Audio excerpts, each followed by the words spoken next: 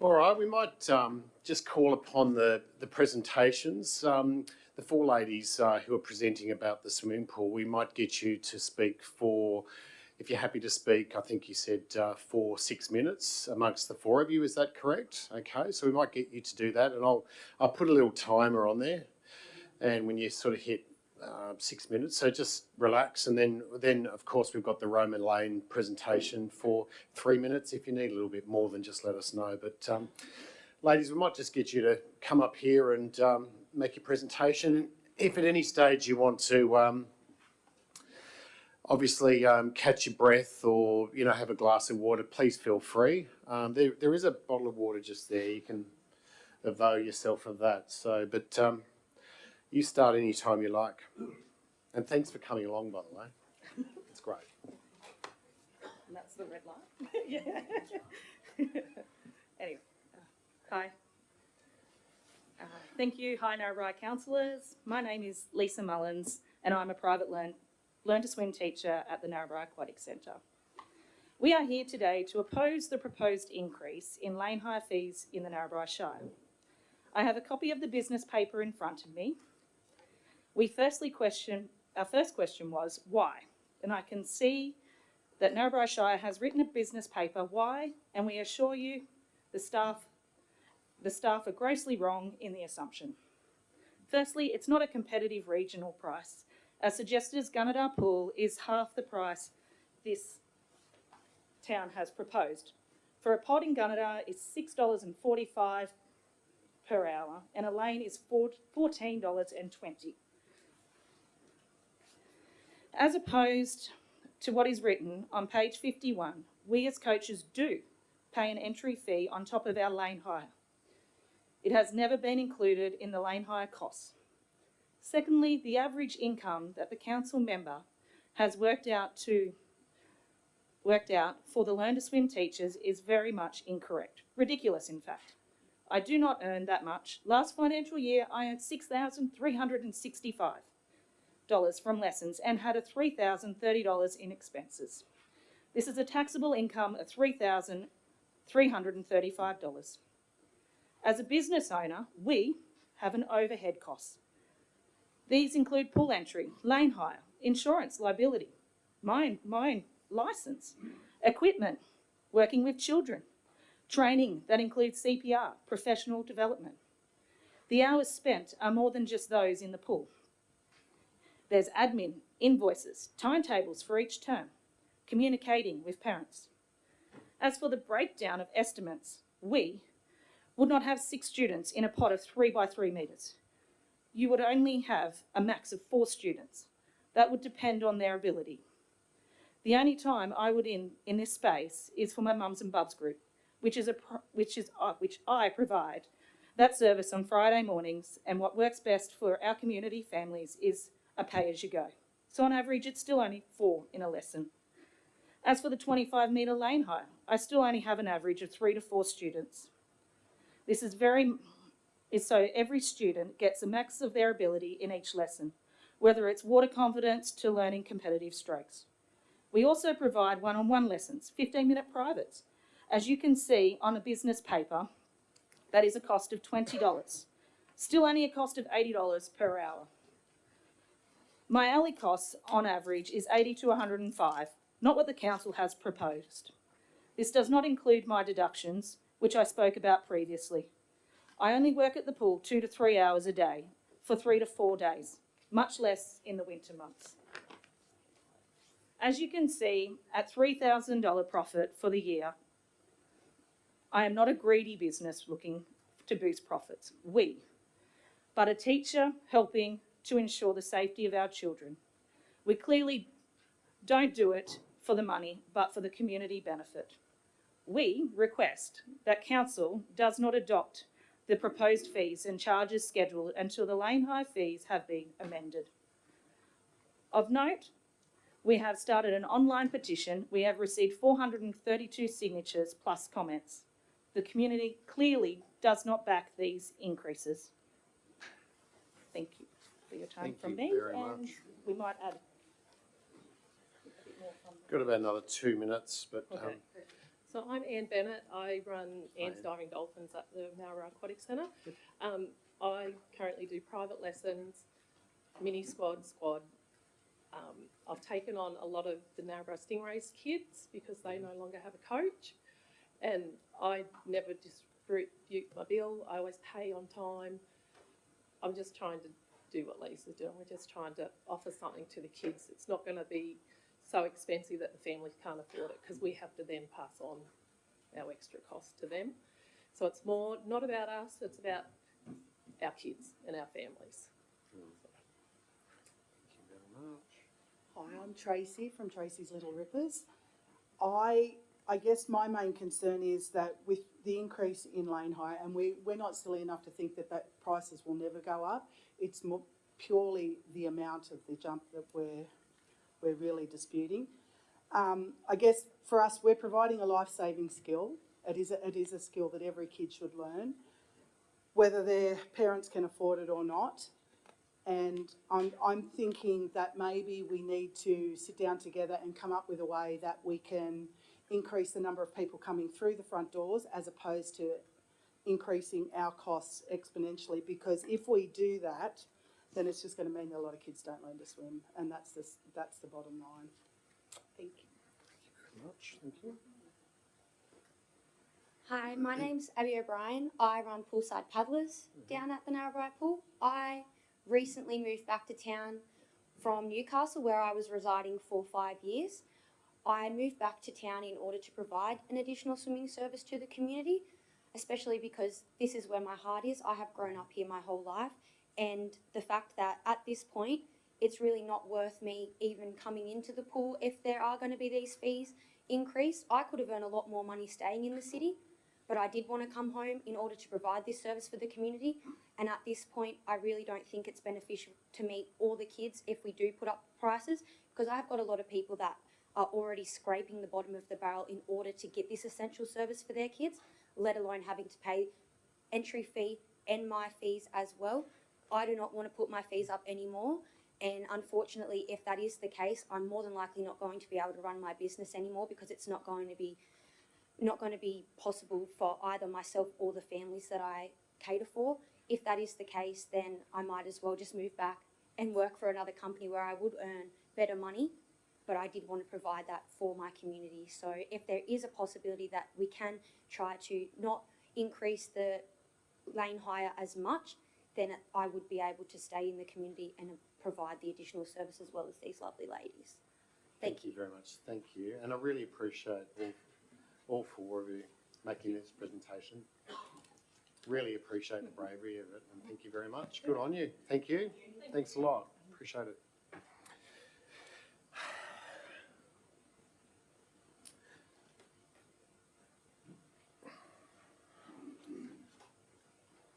Do you think you're going to need three minutes, or you'll need a bit more than that?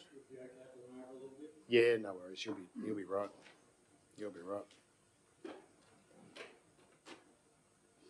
So you all got a little picture book?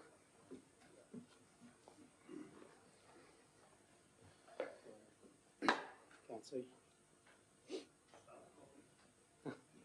Chairman, Chairwoman, Councillors, ladies and gentlemen, thank you for allowing me to speak here today. My submission today, which I take as read, primarily relates to Roma Lane, Shire Road 103. I would like to bring to your attention the deplorable, unsafe condition of this road. This road has been neglected by council for a very long time. There's sections of it that are very dangerous. For those who are not aware, it is in your little book, but Roma Lane runs in a north-south direction from the Spring Plains Road. It's roughly north of Weewar. There are 35 residents living on the lane, plus it swells up to about 60 people during the peak times. That's not including employees, trucks, contractors, suppliers. It serves a big agricultural area there of irrigated and dryland farming. Our family's had a continuous connection over 4 generations with Roma Lane since January 1957, and we've been involved in the changing land use over that time.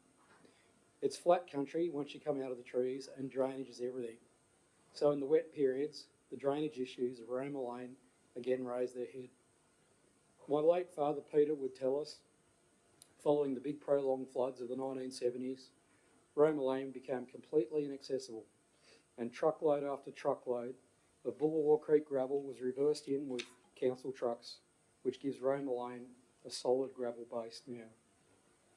Following these major flooding events came the levee banks in the late 70s and early 80s, corresponding with irrigation development, to contain the flood waters and minimise damage. However, drainage problems and the corresponding rapid road deterioration have always been an issue. In the wet periods of the 90s, when I was going to school, the Narrabri Shire Council installed culverts and pipelines into the irrigation channels on the eastern side of the road. However, this was not successful because the fall of the land in that area is to the west and the north. So following big rainfall events, the catchment of those big farms, the channels would overspill and put more water on the road, so they're taking it off. So the drainage became even worse.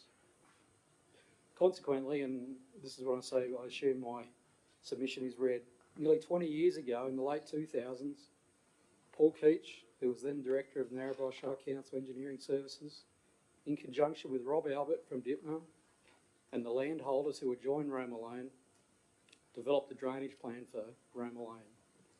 The works involved the landholders relocating 2 irrigation channels which had encroached onto the road reserve, surveying and installation of pipelines and drainage pits, cutting the table drains to grade to enable the runoff water to flow to the drainage pits and away into existing below-ground irrigation channels on the western side of the road, and resheeting the lane with quality gravel. At the request of council, the landholders moved their channels in 2008-9. After that, the Narrabri Shire Council surveyed and installed the pipelines and drainage pits in roughly 2011. The table drains have never been cut. In many areas, as you'll see in the pictures, the table drains are higher than the road itself. As a result, water ponds on the road and the road surface is very significantly deteriorated. It's like a channel. The road hasn't been sheeted in a very, very long time. Appreciate just in the last week, the huge holes that have developed have had some gravel put in, but it's a goat track. Since 2013, we've sought on-site meetings with relevant council personnel. We've written letters to the General Manager. We and many others have lodged complaints concerning the condition of the road. We've offered many times since 2013 to fix the drainage issues with our own earth moving equipment and expertise. Council has repeatedly forbidden this. Others, when Oscott owned Togo, they offered the gravel, and now AFF are offering to freight the gravel. They're offering freight, not gravel. We have been given many undertakings since 2013 that the road will be repaired. I believe I can fix the drainage in 2 days. We've been waiting for nearly 20 years. The Narrabri Shire Council have told us drainage issue exists and the road is in a very poor condition and very badly neglected. It has also made many undertakings to us that it will finish the project and rectify the road, but nothing ever happens. It's now 2024. We refuse to continue to run alongside an unresolved issue. We're desperate for our only access road to be rectified so we can get our kids to school, allow our employees to get to work, so we can run our agricultural businesses. We request that the Narrabri Shire Council make the necessary funds available in this coming financial year, which we have been promised previously, and commit to picking up the baton and finishing off the council's own project from the late 2000s. There's a couple of components to it, and Eloise has undertaken to do some of it, and we're appreciative of that. But like I said, we've been promised it before and it doesn't ever materialise. There's a hump missing across to connect 2 adjoining levee banks. There's some drainage works that need doing, it's specified in the project. And then ongoing maintenance. The roads need to be graded up and the table drains graded out, not just the sweep over and sweep back that the council and contractor graders currently do. Because we need the camber and the drainage. And the last thing is resheeting Roma Lane with quality gravel. By not paying attention to some of the smaller details, the council is not helping itself, as the rural roads do not have longevity, and that's when costs blow out. And there's liability issues allowing adjoining landholders to help with the road repairs. We'll have to finish up in a minute. Okay. There's also a liability for doing nothing. Can you please allocate the necessary funding to resheet Roma Lane with quality gravel? Thank you. Thank you very much for your time and excellent presentation. Appreciate it. Thank you. And we'll have discussions about that, I can assure you, amongst ourselves. So thank you for your time. Appreciate that. We might actually start the formal proceedings of the ordinary council meeting. Welcome to Narrabri Shire Council ordinary council meeting for the 25th of June 2024. If I could ask members and officers to be upstanding for the opening prayer, please.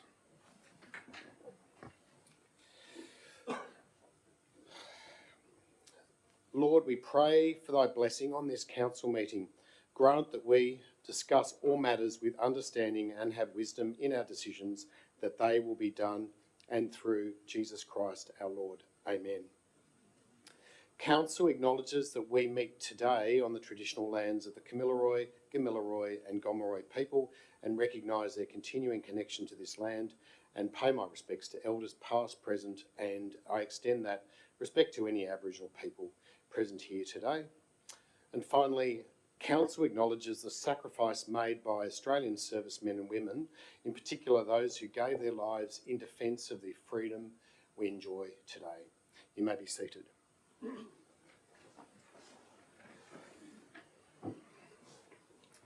Just a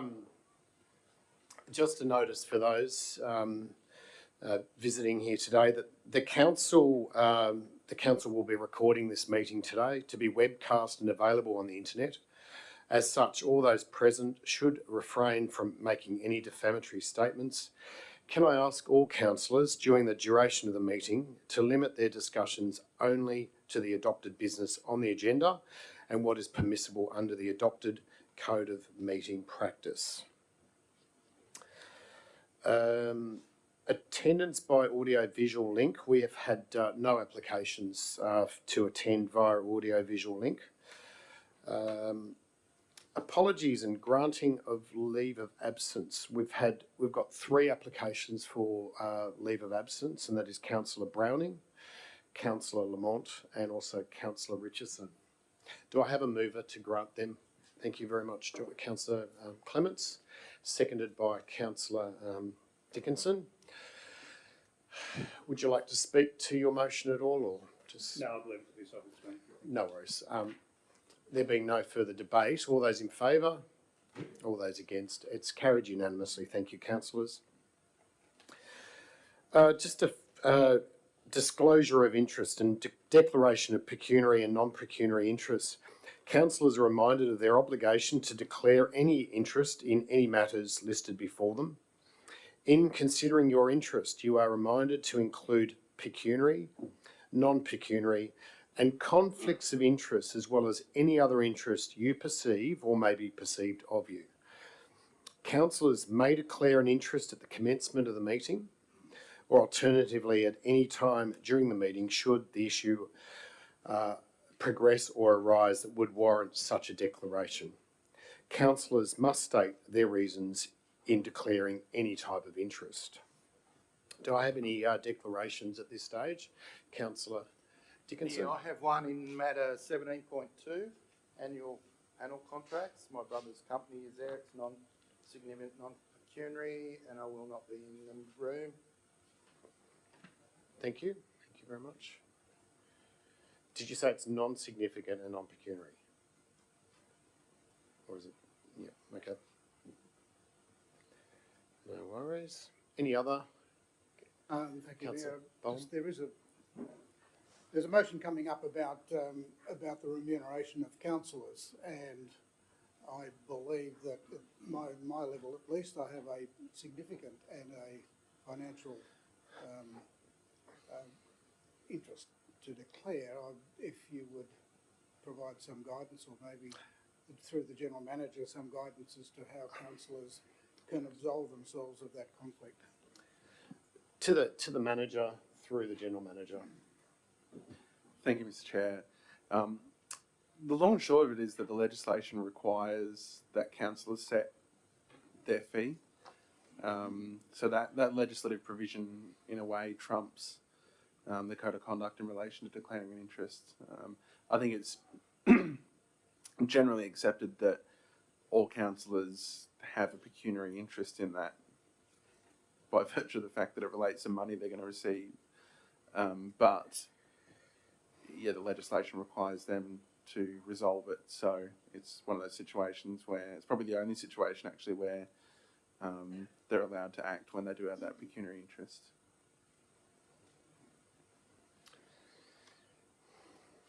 Thank you very much. So no further conflicts or declarations. Thank you very much, councillors.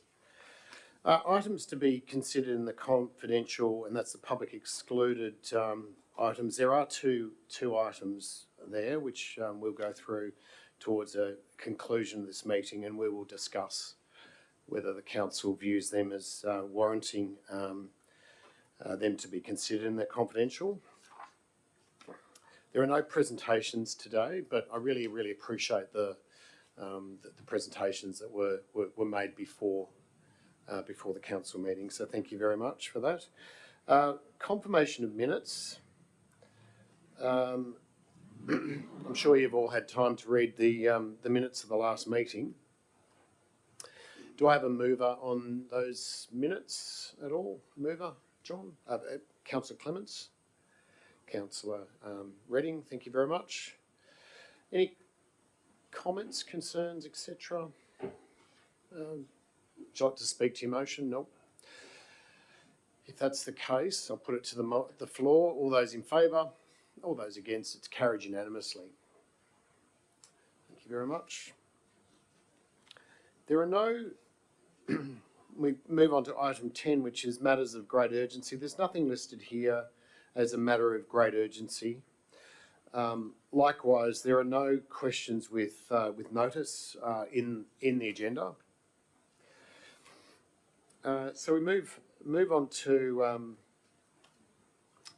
mayoral minutes. So I think it's been I have to say, I'll just say a couple of little words. I'll try and keep it very short, but it's certainly been an interesting month, I think, particularly for I guess Councillor Redding and myself and a few others who have been, and John also in his wearing another hat in terms of advocating on behalf of the pathology services at Narrabri Hospital. I think it's been a real victory for our local community. I think our local community in Narrabri has shown determination that has really rippled all the way down to Macquarie Street, and I think any government of any stripe that hasn't heard the name Narrabri and Narrabri Shire by now will certainly be fully aware that if they're going to cut essential services from our towns, whether it be Weewar, Boggabri, Narrabri and others, that they're going to do so at their own peril. I really wanted to thank the entire community who have really stood up and shown what people power can be like. It was just a real testament to the bravery, particularly those staff members who were doing so in the background that really couldn't. They were being told that they really were not allowed to disclose certain elements of information, and people who are just the doctors, the nurses, the pathology staff. So it was a real testament to what a wonderful community we live in. We've still got a long way to go, as Councillor Clements could attest. Weewar Hospital has got certainly a long way to go before it's before we're happy with it, and also Boggabri as well. And Narrabri Hospital still needs. There are some fundamental services that are still required at Narrabri Hospital. We've got them on the run, and I still feel that we as councillors and the community more broadly need to continue laying on the pressure until these health authorities, particularly Hunter New England Health, really upgrades our hospital to the level of service that we deserve. So it's been I would say my diary's been probably about 50% of it at least has been involved in that, whether it be meetings with the local member, whether it be community meetings and various other things. But it's been very satisfying that the community is won in this particular situation. Any comments or questions about any of the meetings in the mayoral minutes, or any comments? Councillor Clements.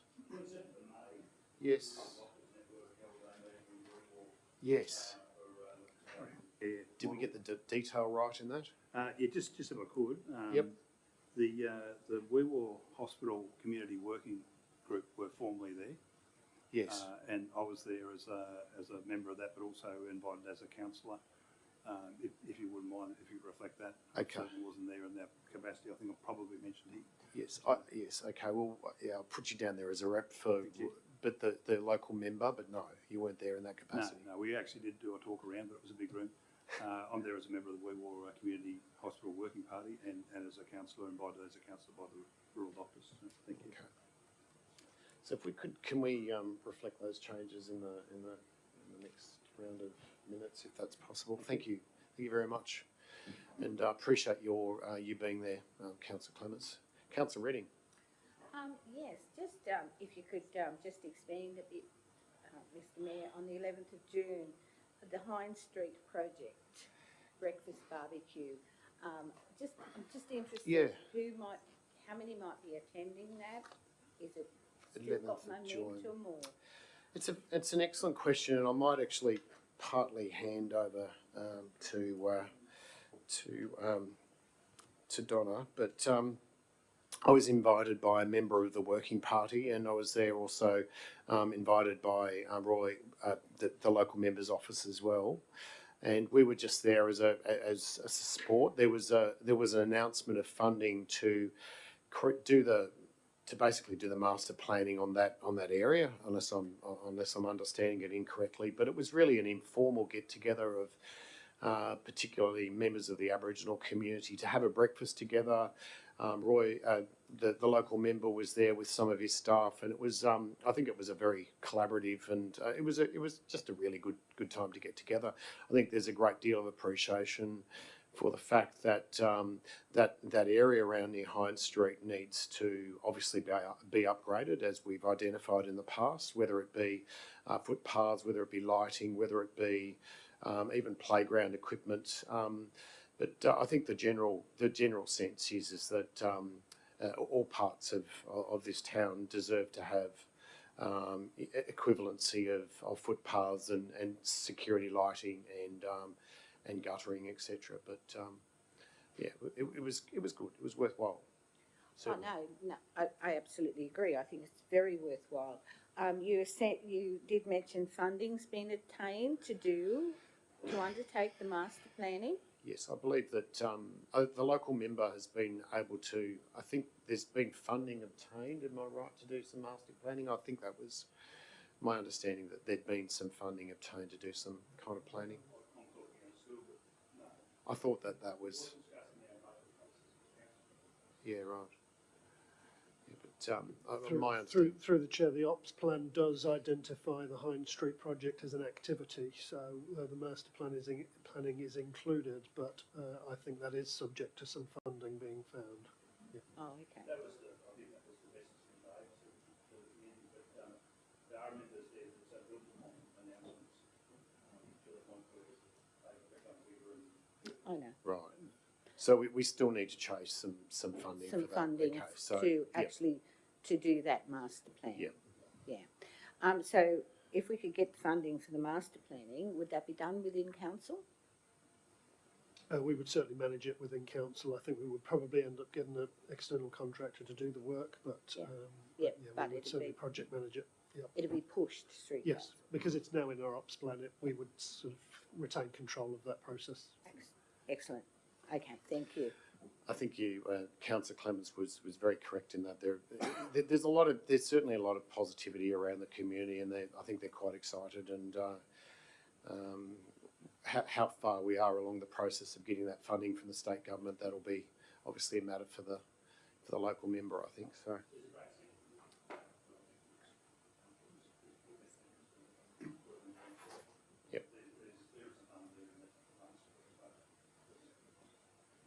Excellent, thank you. Any other questions or comments?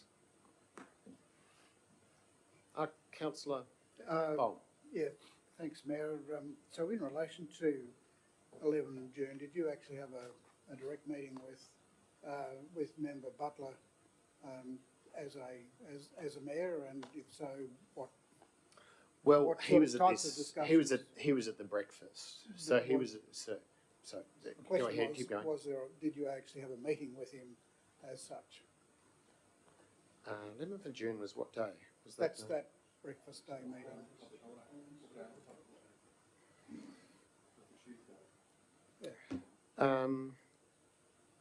Yes. Yes, I did. Okay. And Yes. could we have a bit of a follow-up from Yes. what the content of that meeting was Yes. and so on? Thank you.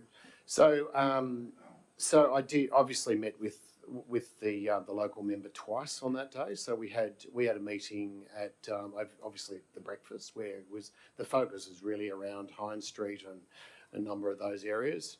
I also had a very casual dinner with Roy, with the local member, where we just went. We literally were discussing largely politics, and one of the main topics was, of course, the hospital. But we were generally talking about all sorts of things that were going on, and it was largely to do with council stuff. But it was it was about an hour and a half. We went to the Namoy, and it was really good. I think it's important that the mayor of any shire also builds a strong and robust relationship with their local member. Their local member is a key pivotal conduit into the government, and so that's was the aim of the game is to build that relationship. So thank you very much. Councillor Bolt. Thank you. I take that. Well, definitely, this chamber has been very supportive of the fact that you are taking a proactive role in creating that better relationship, and I think we're probably beginning to see the benefits of that. I did have another question or an observation, I guess, in relation to media statements that you had made back in, I think, towards the end of May, where you were talking about the great improvements that we're about to report to the community, and but in matters of budget. And of course, I'm just, I guess my question then is related to how confident that you are that there wouldn't be any misleading information in there, because we've been down this path before. We're just Sorry, Councillor, great. Take your seat just for a moment. Yep. I'm going to be asking a question. Yep, that's good. That would be So, nice. Thank you. and it really relates to matters of transparency and Yes. and intent about transparency. So you were talking about the surplus of $309,000. In that, well, at least one report, and there's been other media reports where you've been talking about that, and you've been putting the value of, or the origin of that that surplus down to efficiencies and all sorts of other things. These are the words that you've been using. Okay. Could on a you regular get to a basis. question, please, Councillor? I am getting to the question. That's excellent. Yeah. Thank you. So the question is, do you have full confidence that in fact that has been about, that turnaround has been about efficiency gains, and are you then prepared to say, well, there is nothing misleading in that there's no changes of funds and so on, as it certainly has been raised in some of the reports that I've got. Okay. You've had your chance to. You've had your chance to ask a question. The question is. No, the do you question, have you need to absolute get to the point. confidence Yeah. that this turnaround has been entirely due to efficiency gains that you talk about, or are there other accountancy gains that have been made that would bring about that result? Take your seat. Thank you very much, Councillor. We will be getting onto the ops plan very shortly, and there will be statements made, and we will clarify all those matters. I think they're important to clarify, and I think you've raised some very interesting issues, and we'll certainly discuss those in the fullness of the discussion around the ops plan. So thank you very much for raising that. I'm going to put it to the floor. We might just put the mayoral minutes to the floor. All those in favour? All those against? It's carried. Thank you very much, everyone. Delegates report. What have we got here for the delegates report? There's nothing really in the delegate. There's nothing in the delegates report. Notice of motions. There's nothing in motions of notice of motions. 15.1, which is the resolution register May to June 2024. The recommendation here is that Council receive and notice the outstanding resolutions register at the 17th of June 2024 and also the completed resolution register at 17th of June 2024. Do you, Councillor Clements, you'd like to move that? Yep. Do I have a seconder on that? Councillor Campbell, would you like to speak to your motion? Very briefly, look, it's a very important part of our business to keep a track of the resolutions of the elected body and how they're being progressed. And I noticed that increasingly governance is starting to talk about the importance of this resolution register in terms of how we manage our business. So yeah, always pleased to see the register. And as is usual, I think mostly people sometimes have questions. I have none today. All looks fine. Thank you. Thank you very much, Councillor Clements. Councillor Dickinson. Yeah, I'd just like to ask a question, and I asked this question in April when I was last at a council meeting, where I asked if we could find funds for the connection of cameras to the Weewar police station. And I was assured that it would reappear on the resolution register. It seems to not be there. I don't know whether it's been swallowed up in some other agenda or what's happened to it, but I'd like it to go back on and remain succinct as to how I asked the question in the beginning, please. No, that's good. Thank you very much, Thank Councillor. you. It'll be on for the next meeting, Rachel. Thank you. Any other comments, concerns, questions? Councillor Bohm. Thank you, Mayor. My question relates to the Renewable Energy Action Plan minute of, it was a minute of 06022, and that we've recently received a report from this Renewable Energy Action Plan, and I just wanted to get some clarification and indeed make an observation that the first is the observation is that the report that we've received really had very, very little to do, if anything, apart from naming of the original motion. With your agreement, I can read out some of the issues that I have. So the first thing is that there were 6 objectives, and I haven't found that the report that we've received have addressed those at all.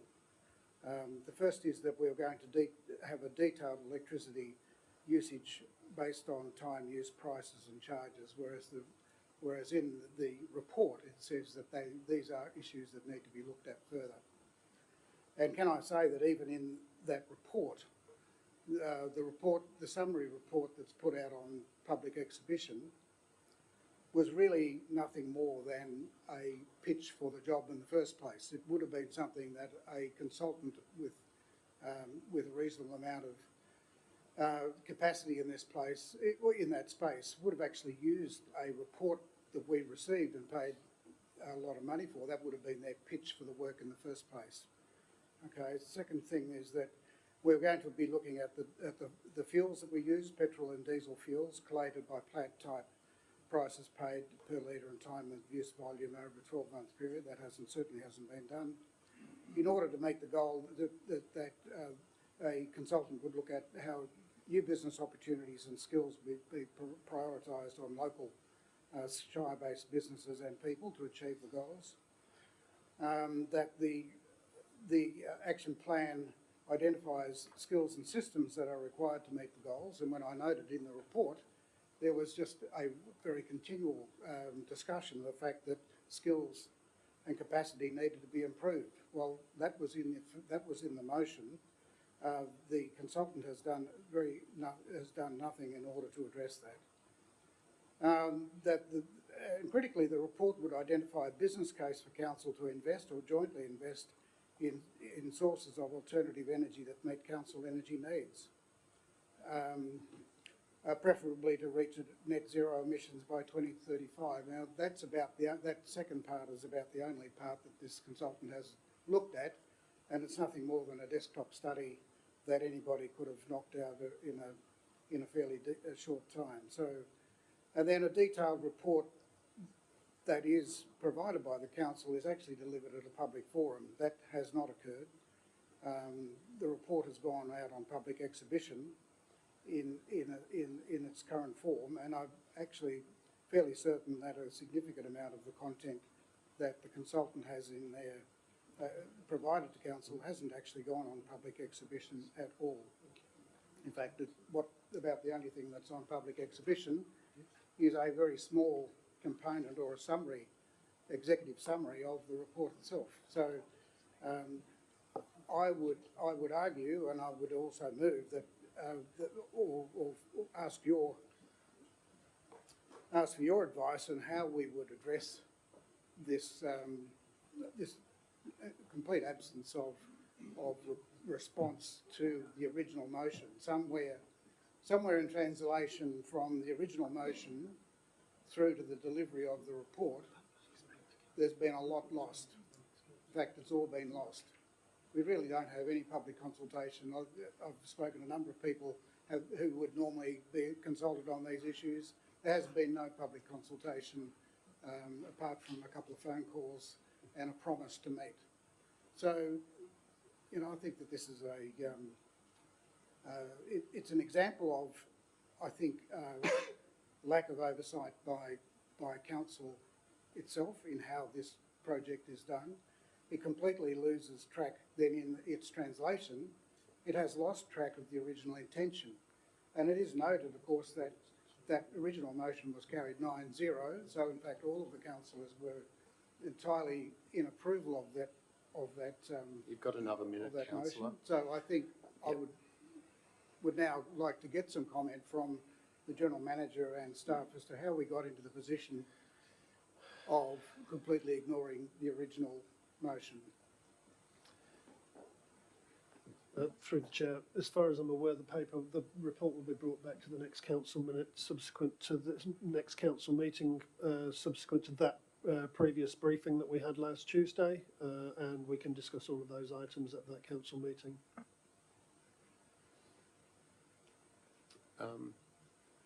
Councillor, you need to switch yours off. Sorry, Councillor. Councillor Clements. Just as a point of clarification, perhaps it would serve the purpose well if the council met with staff to talk about the specific issues, and because of the change in meeting time, a few of us couldn't make the briefing. So, you know, I don't hold this as dear as Councillor Bone, it's his baby, but surely a meeting would sort this out. Through the chair, absolutely. It's been on public exhibition for 28 days at least, and we've had a workshop on it, but we're also amenable to talking about those issues with the councillor to avoid situations like this at any future council meeting. Any other comments about the outstanding actions, the resolutions register? Anything further? No. Okay. Well, we do have a mover. Do we have a mover and a seconder? No. We do have a mover and a seconder. Do you wish to? You're moving it, aren't you? Yes. Correct. Do you want to close up again? Only to say, what an interesting debate. Thank you. Thank you very much. Okay. I'll put it to the floor. All those in favour? All those against? It's carried unanimously. Thank you, everyone.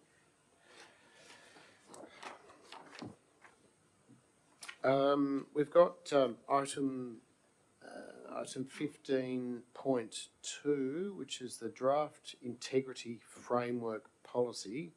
The recommendation here is that the council adopt the draft integrity framework policy attached to this report, that the General Manager be permitted to make any administrative changes to the document from time to time as is required. I might just pass that to the General Manager or the Manager through the General Manager, just to give us a top line on this, please. Thank you, Mr. Mayor. This policy is basically a head policy that brings together a whole bunch of other documents that we have already. So it brings together a number of policies and it brings together a number of protocols that we have in an explicit integrity framework. So corruption prevention particularly is a real focus for us.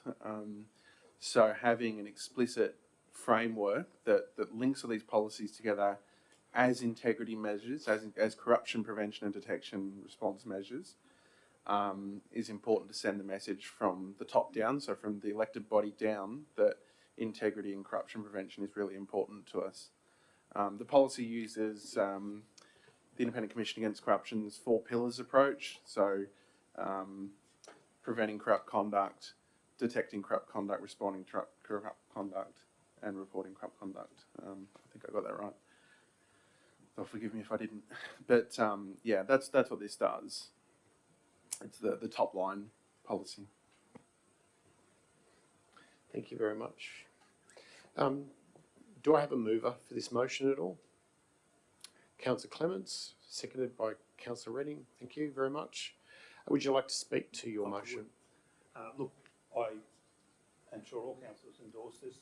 It's so important for public confidence that there's not a hint of corruption, not a perception of corruption. And I look forward, I think probably it's appropriate for the new council to running workshops on this document, you know, and what it means practically in a practical sense. You know, some examples of the easy pitfalls that can occur. But yeah, I thoroughly endorse the document. Thank you. Thank you very much.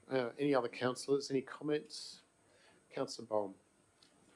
Thank you, Mayor. Look, certainly appreciate the movement that's been taken in this direction. In fact, I think it is quite an advance that we've taken. I would, though, like to, through you, ask, would there be an opportunity at some stage, not necessarily immediately as we pass this, but at some future stage to have some aspiration about what additional measures could be used so that this doesn't actually become a document that then sits quietly on the cupboard, in a cupboard. One of the areas that I would be very interested to look at in that context then would be about the reporting standards, financial reporting standards, which is something that I know some people might think it's a bit of my bugbear, but I am really focused that the reporting standards, the national accounting standards for local government are in fact so benign and almost non-existent that it wouldn't be terribly difficult for fraud and corruption to absolutely proliferate without much better standards that could be adopted by an individual council, which we could do. And so it relates to my earlier question, I guess, related to how grants are funded, how grants are dealt with, and how capital is dealt with, and how reporting is then done on some metrics. And this has come from a number of comments that have related to the operational plan, is that there could be better metrics used. Therefore, that would identify where there might be areas of integrity that in council's operation that would be discovered much more readily. So there are some councils, for example, that have only a one-page annual financial report, and you could really drive a truck through pretty well any of it. Fortunately, and I've looked at it, and I've done a fair bit of work on looking at a number of councils. Narrabri's pretty good, actually, so in comparison to many others. So that's not to say that we should rest on our laurels, but I would ask, I guess, if the General Manager could comment on how would you turn this sort of document into something a bit more aspirational so that there's a progressive approach to this policy as opposed to being just a policy that's there. Thank you very much, Councillor. Through the chair, thank you, Mr. Mayor. Look, I will make a very brief comment, and that's that I don't believe it's within the capability of this council to get the state government to change the financial accounting standards. However, they do have a New South Wales accounting code as well, and they may decide to change some aspects of the New South Wales accounting code.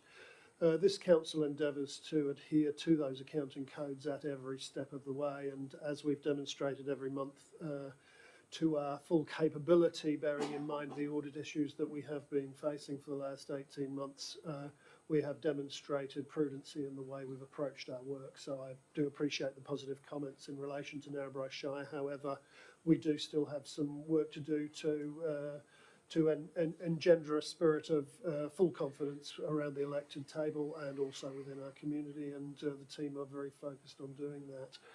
With regards to this document, it's just another step in the improvement chain of how we develop our risk and response framework. I believe this is an important step forward, and I also believe it's quite aspirational in terms of what it's trying to achieve as well. Thank you very much. Councillors, are there any other comments about this?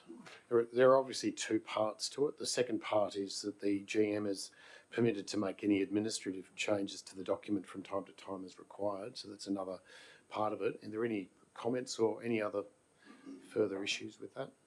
I'm sure the GM would report those changes to us. What's that? I'm sure the GM would report any such change to us. So I'm seeing nodding. So that's a question to the General Manager? Correct. Thank you very much. Any other comments, concerns? I'll put it to the floor. All those in favour? All those against? It's carried unanimously, everyone. Thank you. We now move on to item 15.3, which is the 2024-25 operational plan.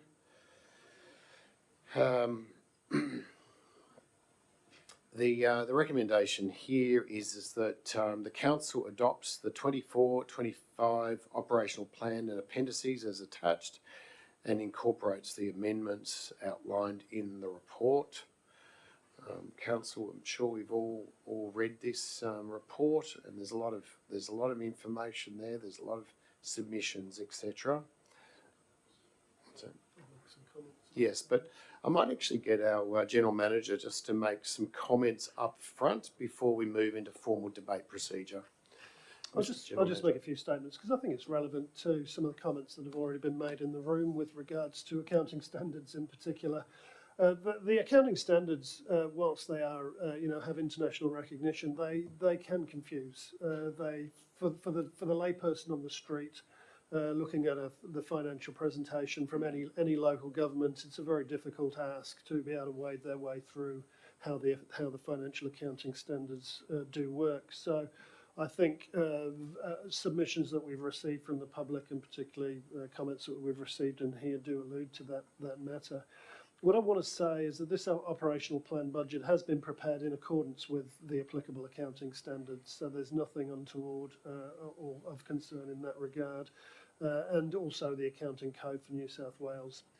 We have appreciated the significant input from our community. I think that's an important thing to recognise during this process. I'm told that we've had more submissions and more interest in this process than we previously have. Within the operational plan process, and I'm very pleased with that engagement and scrutiny. And I think we could make further steps forward in future years as communities understand our desire to truly engage on these sorts of important matters. One significant issue that I do feel we need to draw your attention to at this point in time, and I think there's been one comment that's alluded to that, particularly bearing in mind that we have had requests for additional additional fees to be placed into the rate funding category rather than user charges. So we need to really consider the costs that we are imposing in our organisation, and the problem is that due to the way the accounting standards report, there lies within this budget, whilst it reports a surplus of $309,000, therein lies a risk of a $3.4 million deficit. We have a grant that is actually part capital grant and part operational grant that is $5.7 million in quantum. $3.75 million of that grant is actually capital in nature, and therefore if the project fails to proceed in the way that it should proceed, that leaves a deficit of $3.45 million that we will need to make up. So the team is aware of that. The reason for the risk is inherent in that the expenditure on some projects will be capital in nature. The capital expenditure is not reflected in the budget income statement. So once the projects are finalised in the capital realm, it's usually disclosed and it would appear on the balance sheet rather than through the operational side of the business. To mitigate the risk of or effects of a deficit, there are a number of matters that I also want to bring to everybody's attention, because I need to provide a level of comfort that the budget we're signing off today is as prudent as it can be, because we live in a time of high cost escalation, high complexity, lots of ins and outs, so it's very fluid in terms of the way our business operates in this day and age. We already know that at QBR1, which will be in about September, October this year, that the $5.7 million bridge income that is described in the budget will be reducing to $2 million. This is operational in nature, the $2 million, and tenders will not be ready prior to our caretaker period, which means that that project will become delayed and therefore reviewed at QBR1. In addition, there will in coming months be incomes from state government, from the RMCC and the flood damage claims. So those are of the quantum of 1 million and 1.3 million respectively, and they've not been previously accounted for, but the expenses have been spent. This additional unaccounted for income reduces the effect of the deficit by $2.3 million by topping up our internal reserves. So it doesn't actually affect this budget per se, but it actually just tops up the internal reserves.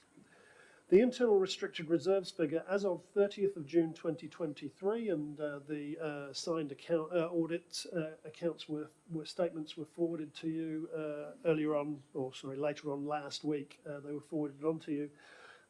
Demonstrates a cash position of 9.6 million. This provides another level of comfort insofar as if a deficit of 3.4 million were to be realised as the final position, there would be sufficient reserves to cater for it.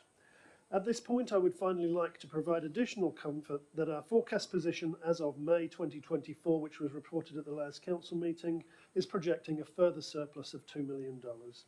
The audited accounts for 2023-24 will be finalised by Christmas to confirm this position if that projection is genuinely correct. So to reflect, as we go into this important decision making in the operational plan process, budgets are always a snapshot in time. The budget placed upon exhibition indicated the risk of a significant deficit. As a GM, I want to note that this is concerning, but it should be considered with gravitas. However, staff will be continually updating councillors via the ordinary council meetings, as it has in the previous 12 months, of the final outcome as we approach the end of 25-26. And we're confident that the worst case scenario at this point in time could be a $3.45 million deficit with internal reserves of around $11.6 million. So it's not the end of the world, although it's concerning. As a GM, my advice at this point in time is I would prefer to see cash reserves of $20 million.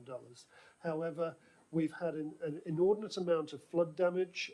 We've been doing an awful lot of work of an ad hoc nature and going through reclaims processes, and that continues where we have significant items still to claim. All of my comments are put forward in the context of both a federal and state government review into the funding of local government, the need for SRVs within many local government organisations in the state, and our long-term declining reserves that need to be examined as part of the upcoming community strategic planning process later this year. These are big issues, and my advice is that it has always been that we have resilience issues to consider in the future. The next CSP would be the ideal time to commence with that dialogue. I've hopefully been pretty clear in what I'm saying in terms of setting the context for this operational plan and reinforcing comments I've made in the past with regards to the concerns we all share. Thank you. Thank you very much, Mr. General Manager. Councillor Clements. So I have a question. Just would it be useful, and I ask this question genuinely to fellow councillors, to go into committee of the whole and put some time constraint on that, just so we can have a bit of a conversation about the budget? Would that be useful? Does everyone else want to do?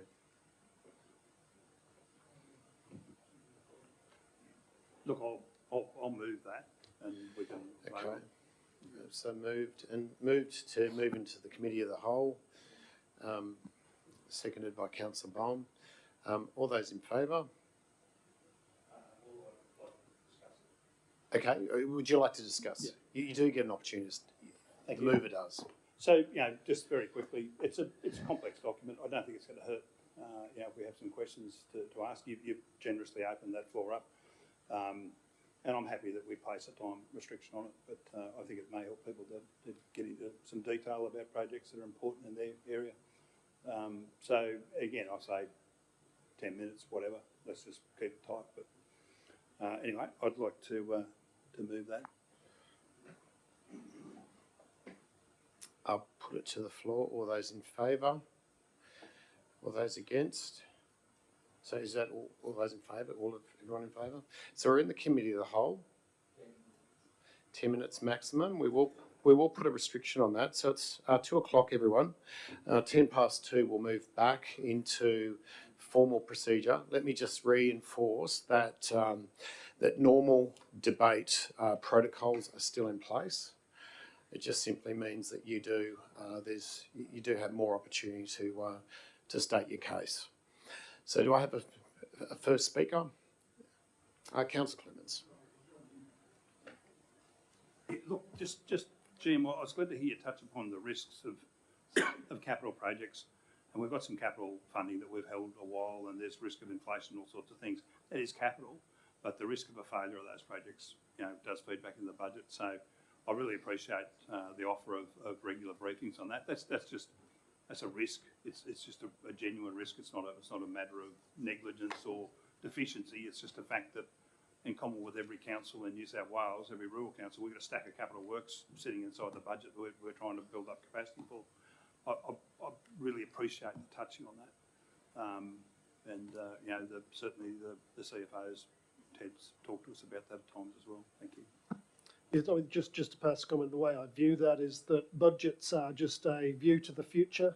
Nothing's been spent. There are a few commitments that lie embedded in there, but management and the organisation has the ability to apply control and restrictions if costs seem to be going in a direction that they don't want to be going. So it's about prudent management. Yeah, I have some questions, Chair, they are questions, and I don't want to debate them because that's just not what we're doing here today. But for Wee Waa, in the resolution register is the exploration of floodproofing Wee Waa with particularly Loongoonbury Bridge. There's some work underway. There is a motion which I don't think is in the resolution register regarding Wee Waa town drainage. Wee Waa is dead flat inside a bank. Perhaps that should come back into the resolution register, and the levy bank. So there's 3 items that are pretty momentous spends. They're not ready to go, but I'd have a level of comfort if they actually were somewhere in the operational plan. They're certainly 2 of them, and perhaps 3 of them should be in the resolution register. Thank you. I think through the chair, they're actually in the ops plan. To the director. Thank you, General Manager, through the chair. We have a current. Sorry, start again. They're in the budget. So they all contain within the roads budget, being the flood immunity study, which you mentioned, the Lagoon Bridge, that's that project. Drainage, that's within the roads budget as well. And the levy bank project is from this year carrying over into next year. Yes, that's the feasibility study, and we'll continue to search for funding for the upgrade. Potentially that's something that you could put as an action for you to discuss right now to investigate funding. Yeah.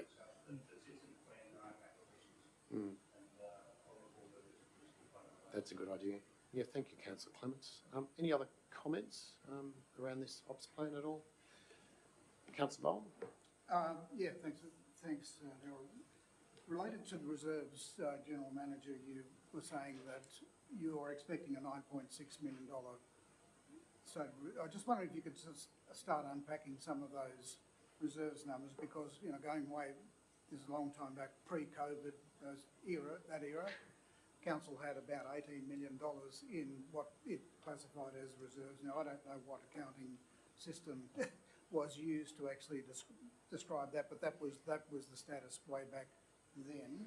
You said you would prefer something closer to 20 million, which is kind of back into that realm. What processes have you taken on, I guess, to actually build those reserves so that we actually, that's a positive growth back again, so that we actually have that resilience in the budget? I'm just wondering if you could, Well, just a little bit of a change of how you unpack that. Yeah, through the chair, I think that's a very big question to answer in a council meeting like this. It would probably be far better directed to workshops that are focused on the development of the operational plan, because ultimately looking for those sorts of savings requires either changes in service levels, changes in the amount of work that we do, or or a miracle from the heavens.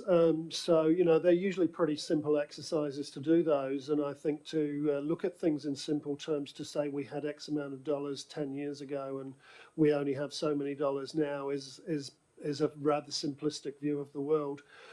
We've been through COVID, we've had zero rates increases at times, and I'm not just talking about this council, I'm talking about most of local government had zero rates increases that were almost forced upon them by desperate communities going through a very serious pandemic and difficult times.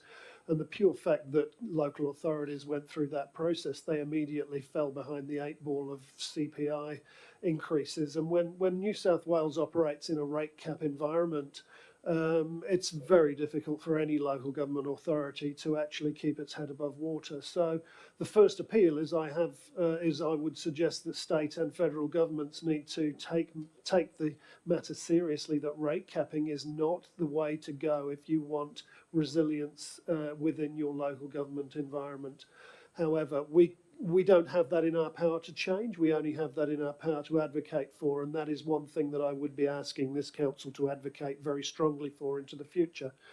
The second aspect is, as we go into the next community strategic plan, we should be advocating to our community and educating our community on the importance of the impact and importance of rate capping. Whilst it seems like a great thing, if it's in times of high inflation and the rate cap is always below the inflation rate, we are going to get more and more into trouble, and those cash reserves are going to get more and more eroded.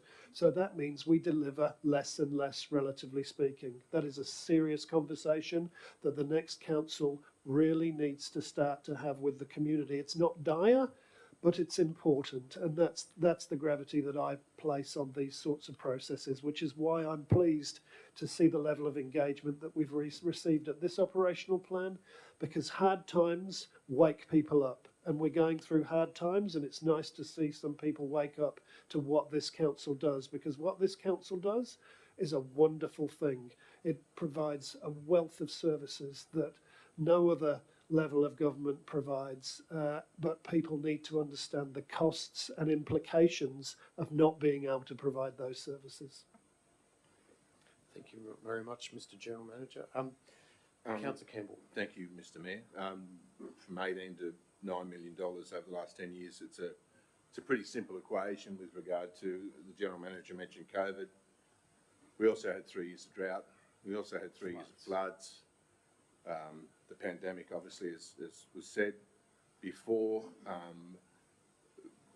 rate capping that is below the CPI for many, many years.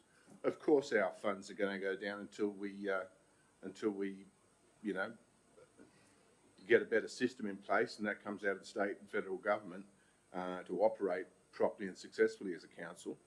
I think our financials and the plan is in great condition under extraordinary circumstances. The money we've had to spend outside of grant money on fixing up roads, but both from drought and flood, has been a phenomenal effort. And to end up with a result like this, albeit with a potential deficit, only a potential deficit of 3.3, you know, we're in a great place as far as I'm concerned under the circumstances. So I commend the staff, and I commend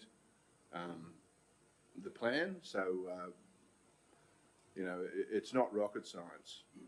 It's a simple looking back over the last 10 years, and you'll see exactly why we are in the position we are, and we're in a pretty good position. And this, as the General Manager said, until governments can put our rates above the CPI, we'll always be going backwards. Councillor Dickinson. Yeah, I'd just like to make a comment. Is the turnover in staff part of all this budgetary implications as well? Because there's been a big turnover in staff the last few years. We're on a good trajectory now, so. Councillors, we've moved back into formal meeting procedure again because we've hit the 10 minutes. Formal meeting procedure. Thank you very much, Councillor Clements. All those in favour? All those against? It's carried unanimously, Councillor. Sorry, do you want to just continue with your comment? Or? Through the chair, I'll answer that question for you. Inevitably it does, because recruitment costs money. We're no different to any other local authority in that regard as well, particularly rural Australia. We've struggled. We haven't struggled in the last 12 months, I've got to say. We've done pretty well in the last 12 months with our recruitment and retention, which has been a wonderful thing.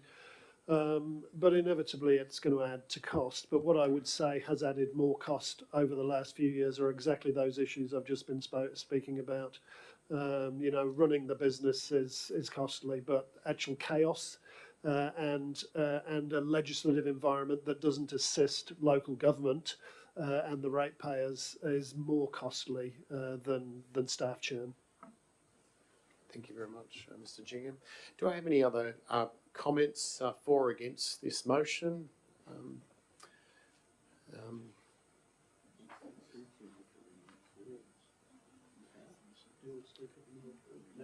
Yeah, I might just through the. Sorry. That was to move into general counsel. Through the general manager to the manager.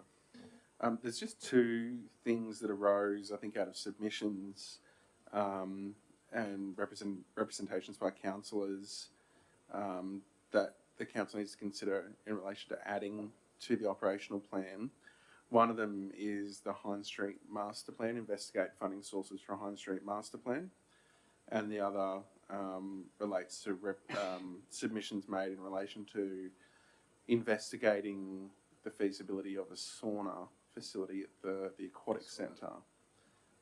So it's a matter for council whether the council does want to add those as actions to the operational plan. I understand that there's already budget in the budget for investigating the Hine Street Master Plan. Yeah, in relation to both of those issues, it's a matter for the council. Chair, if I could express a view on Hine Street, I understand, you know, from discussions and talking to the team that there is an amount sitting for Hine Street. It's not an adequate amount for the whole thing, but it'll get it started. And I think that it's because it's in the plan. And I asked this as a question, surely we can seek, I think our undertaking at the time of the discussion was it cannot be a burden on council, it has to be grant funded. So that we've got enough money to get the ball rolling and we seek a grant. That would be my understanding, so I don't think we need to make an allocation today, that's my view. So.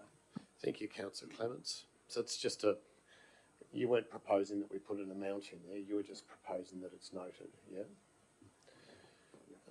As for the sauna, is there any kind of comments to that effect? Perhaps it might be the subject of a future council or a future briefing session where we actually look at that as a bit of an item. Mr. General Manager. Through the chair, please forgive me because I'm going to say something awfully bureaucratic here that even makes my toes curl, and I don't like what I'm saying, but perhaps it's time to put that one to the next community strategic plan. Awful though I say it, I think that is the only option you have, or I recommend to you that is the only option for this particular round of funding. Thank you very much, Mr. General Manager. I was going to suggest Councillor Clements. that on the sauna we put it to the next community strategic plan, which is just a few months away. That's right. Councillor Bowen. Yeah, thank you. Just wanted to congratulate the staff on a very comprehensive plan, and please accept that I wasn't trying to be critical in my recent discussion about reserves. I was just making an observation that resilience is the critical thing, and that it is high time that council did educate the public closely One, about how much is actually achieved, and secondly, what those costs are actually, what are the actual costs? So there is, I certainly would totally agree with that. The question I would have that I would want to find a little bit more expression on, I guess, is the scope of the capital works that we have, because General Manager described earlier this year about the perils of increasing our capital expenditure works, and I just wanted to get some, if it was possible, some assurance that what we have budgeted is actually within the capacity that you are talking that you really want to have, and do you have confidence that we can actually deliver on what really is quite an extensive program of works. Thanks, Councillor. Mr. General Manager. Yeah, through the chair. Capital Works, when I first arrived here, was around the $12 million mark, I do believe. And at the end of my first year, where we had a capital program of about $40 million, $45 million, we delivered 16. Rather disappointing. But what that showed was our ability to scale up was actually far more challenging than certainly my experience had indicated to me in the past 30 years. So we then entered a phase for the following year with a $47 million capital program that actually increased to about $53 million. And I fully anticipate that we will have delivered probably 28 million, but with commitments in place to take that to around 34, 35. So I feel as though that is an absolutely outstanding achievement in the space of 18 months to have turned an organisation around to be able to deliver that amount of money. The capital program that we've got projected in this operational plan is around $37 million, I do believe, if my memory serves me right. And with all of the commitments from last year already made, with the exception, I think, of a curb and gutter contract where the contract actually fell over. It wasn't for the fact that we hadn't organised it, it fell over. So that goes back into the mix. But we only have $37 million to focus on this year. So I'm very, very optimistic that the team will have the capacity to, if not deliver the full amount, but they will have committed the full amount by the end of the financial year, which, if that is achieved, again, I think that will make us all incredibly happy. But what I will say is capital programs come with big bills. It's not necessarily what we spend through the capital allocations, it's what we get in the depreciation as we go forward. So if those capital items are in relation to replacements or upgrades of existing structure, that's fine, because that filters through our depreciation. But if we're creating shiny new objects, we need to educate our community that every shiny new object comes with a new depreciation bill, and that will need to be funded into the future as well. And so that is an all-abiding message that I will say, beware the state-funded grant for capital items, because what they are doing is handing you a bill that is in the post for the following year or years to come. Thank you very much, Mr. General Manager. Any other comments in relation to this this item? Do we have a mover on this? Do we have a mover? I can't remember. I don't recall. Councillor Campbell, Councillor Bowen. Thank you very much. Would you like to speak to your to the motion? Everyone happy with what they've had to say? I'll put it to the floor. All those in favour? All those against? It's carried unanimously, everyone. Thank you very much for that. We now move on to our 15.5, which is 24-25 councillor and mayoral fees. This is as a result of a circular from the Department of Planning, Housing, Infrastructure and the Office of Local Government, OLG. The report here is that the council sets its councillor fee for the 24-25 financial year at $18,340, being the maximum fee available under the Local Government Remuneration Tribunal's determination. The council sets its mayoral fees for 23-24 at $39,350, being the maximum fee at the tribunal's determination. Do we want to? Does anyone? Do I have a mover on that motion, please? Councillor Bowen? Do I have a seconder on that motion? I reckon that was Councillor Dickinson that won that one. Would you like to speak to your motion, Councillor Bowen?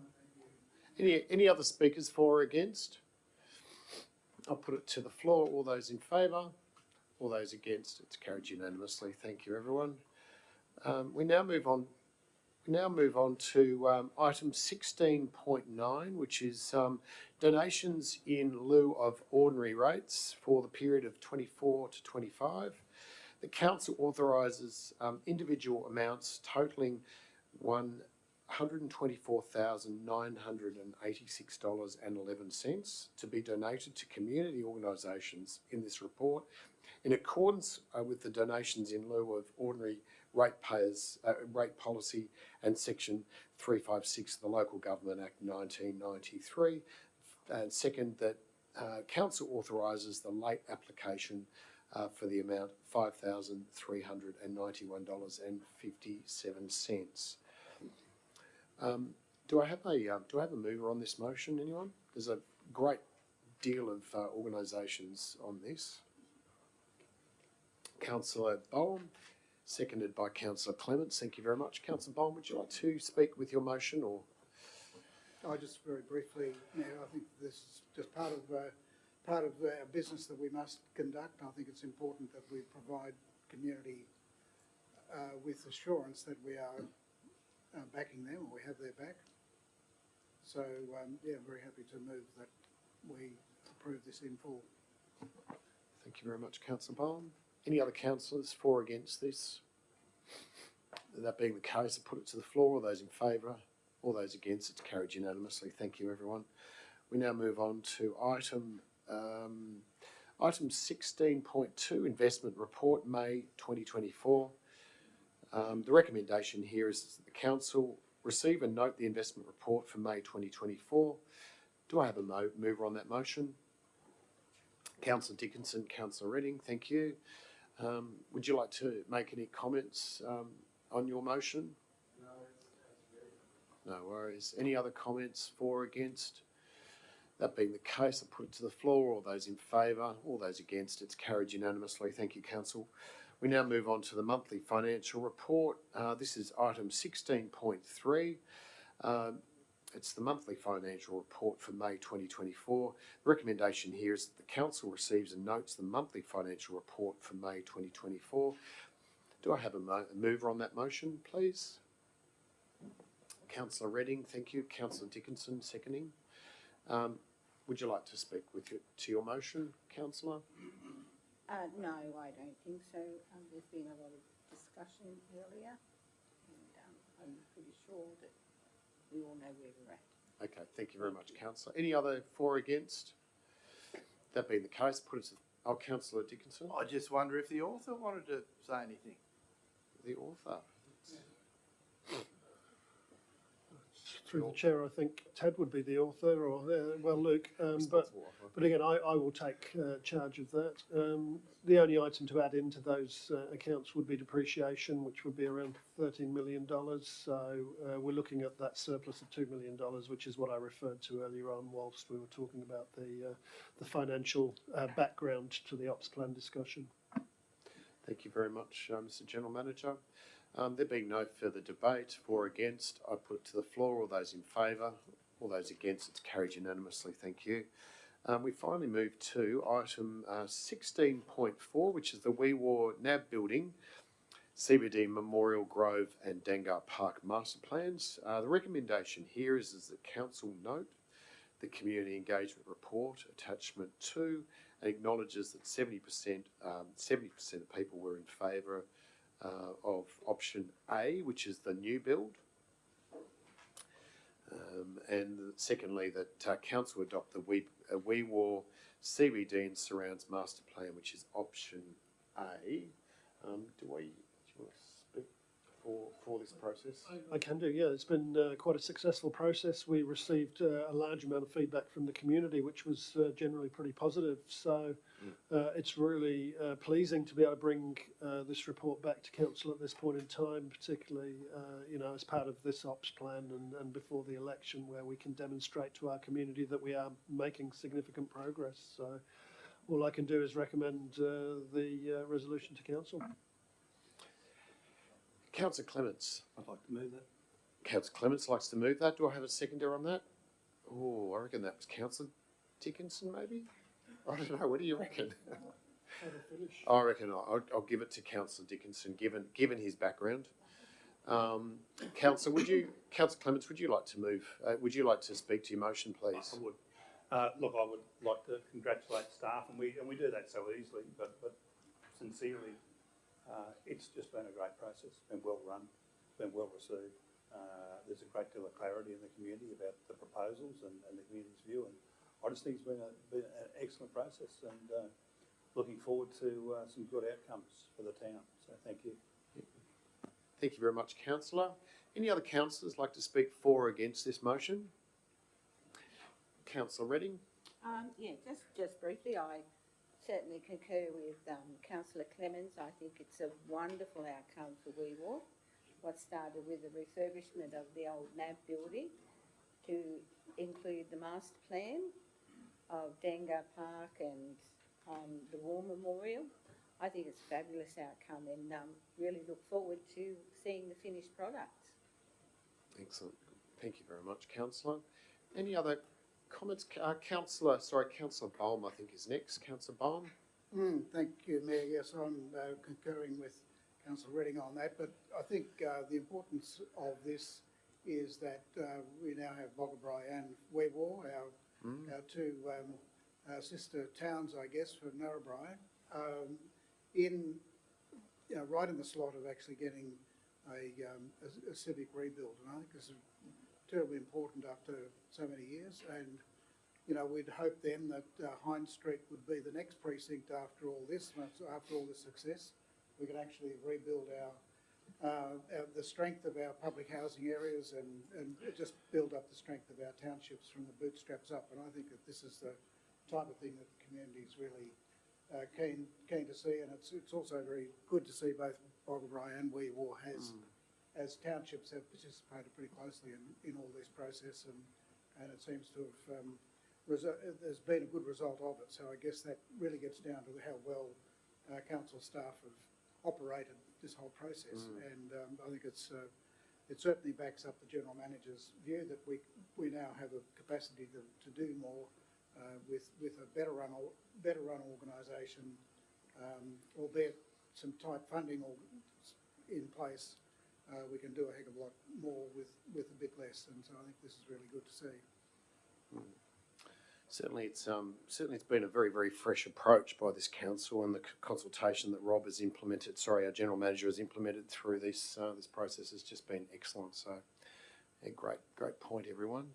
Councillor Dickinson. I'd just like to reaffirm the other councillors in the great work that's been done, and that the concept plans that were shown to us at the briefing were fantastic. Really glad to see that the option was for a new building, so that it doesn't get nabbed all the time, so to speak. And look forward to us finding the funding for the rest of the project. Dangar Park, a great facility in the future. I can never see you move. Are there any other comments for or against this? Would you like to make a closing comment, Councillor Clements? I would, thank you. I just think that there's an opportunity for the demolition of the old land bank to sell bricks. That's an and interesting. let's put something on it, okay? Which is, NABs come and go, but Wee Waa stays forever. So let's do that. We should have a little bit of celebration, and don't throw all those bricks in the tip. Are you changing that in the motion, Councillor? No, that's for a future. That's for a future. But NAB does come and go, but Wee Waa does stay forever. And let's not throw all those bricks in the tip. Thank you. Yeah. Thank you very much, Councillor.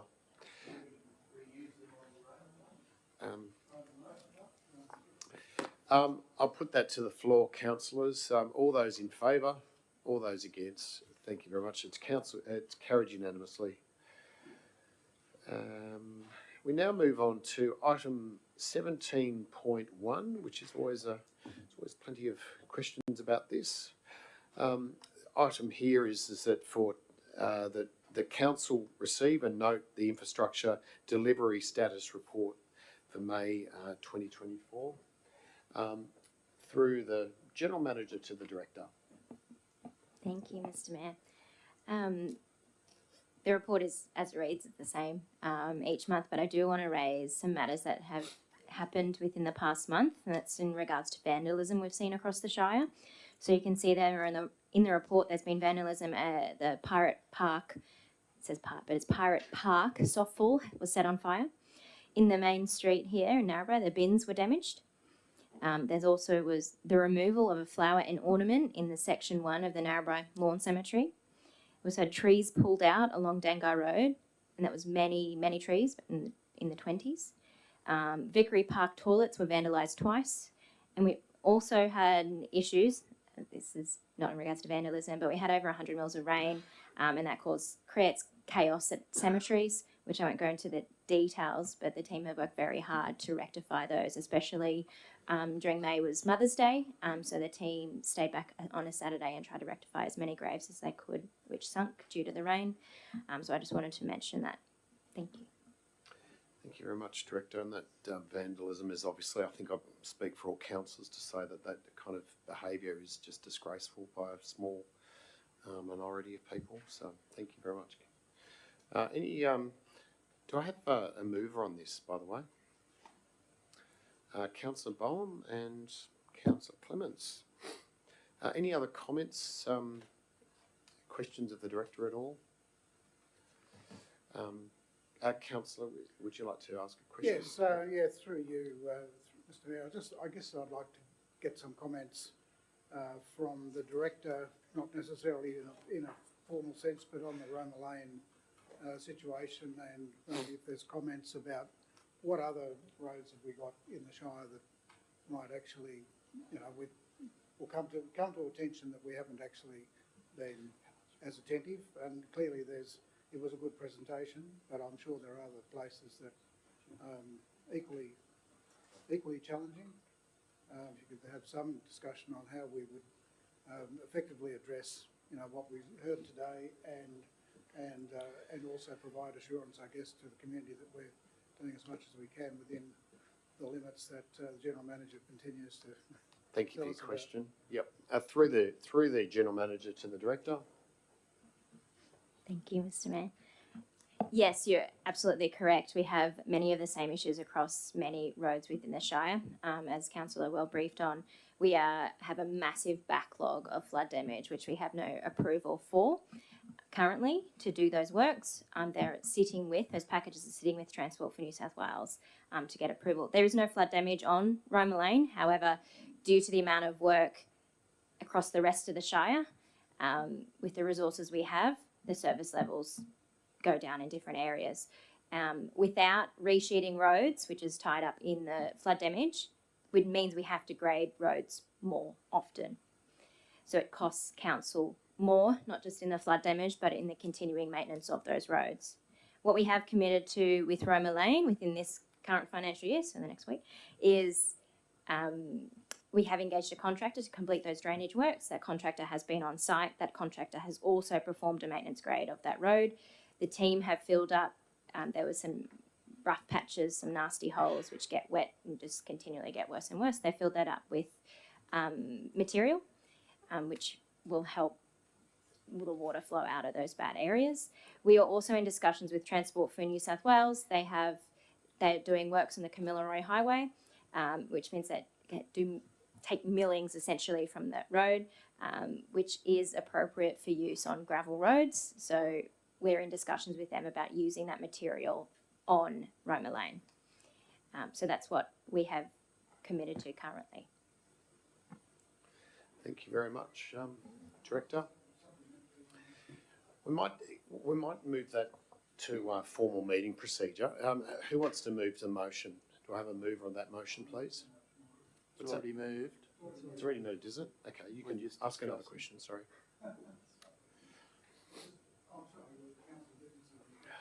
Councillor Dickinson? Yeah, I was just, a question after the presentation. I was just wondering, the distance of the banks and the drains on those farms, what's the legal, are they too close to the fence or the boundary? How far have they got to be from the road? What, is there some issues there? Through the General Manager to the Director. Thank you, Mr. Mayor. The road reserve in that area, different roads have different road reserve sizes. That doesn't mean to say that they're in the correct alignment. I have to take your question on notice about if there is a specific distance they have to be, but Mr. Redfern was correct. They have moved their banks back further, which will assist in us putting in the drainage works. I will have to get back to you on their actual distance of requirement. I'm not sure off the top of my head, but I know this is the case in many areas where there's irrigation channel banks along each side of the road. We have the same instance in a capital works job site at the moment. So question on notice, thank you very much. Councillor Campbell. I did notice in the pictures where you see the road running along, and I ducked out there the other day because I have conversed with the gentleman, and where there is a verge in the road, where there is grass and stuff, the road's not too bad, but as you get down to farming practices, as we've seen across the Shire, that are right up to the road, there's a lot of responsibility on the farmer. And where is that boundary, and should that boundary be kept? Because as soon as you start farming up against the road, you undermine it. And as far as the drainage, whichever way it flows, it's never going to work because the soil's just going to wash into it every time it drains and fill them up. So therefore, council has to go and fill up those culverts and empty those culverts and things like that. But where you see, and it paints a picture in here for me, where you see farming right up against the road is where the road is in its worst condition. Thank you very much, Councillor. Did you want to make an additional comment about that at all? No. Councillor Bowen. Thank you all. My follow-up question was really related to the comments that we had in the presentation that were talking about an apparent willingness of local farmers to take on some of the work themselves. I'm just wondering what would our policy be in that regard. There was an offer for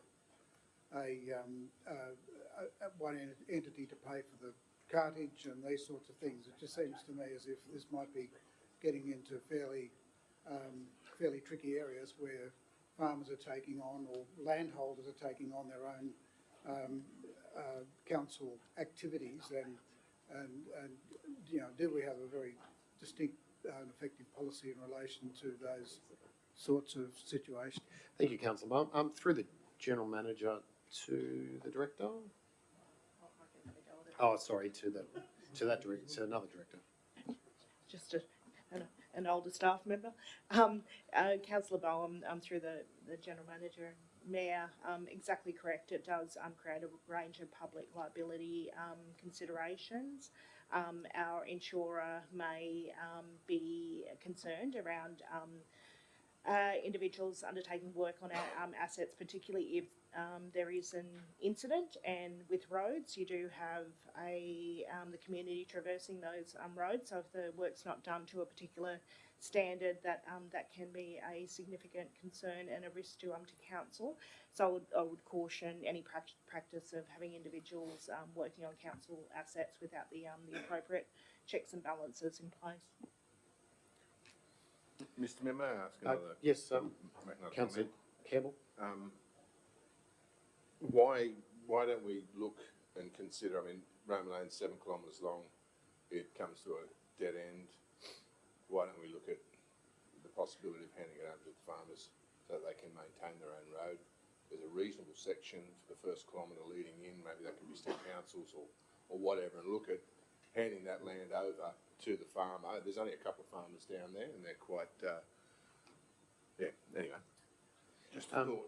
To the General Manager. Thank you, Councillor. Through the chair, that's a conversation I've had a number of times in the time I've been here internally in terms of let's look at what roads we can offer back to the community for them to run as their own private roads effectively, because it's not a thoroughfare, it's not providing access to any other people than the people that own it. So that would be a fabulous way of potentially saving money. So again, I think that's one of the serious issues and really good innovative solutions at this point in time that we could throw into the next community strategic plan discussions and put it out for community consultation. Why don't we use the Roma Lane as a catalyst to move forward on other ones, potentially? It's an excellent idea.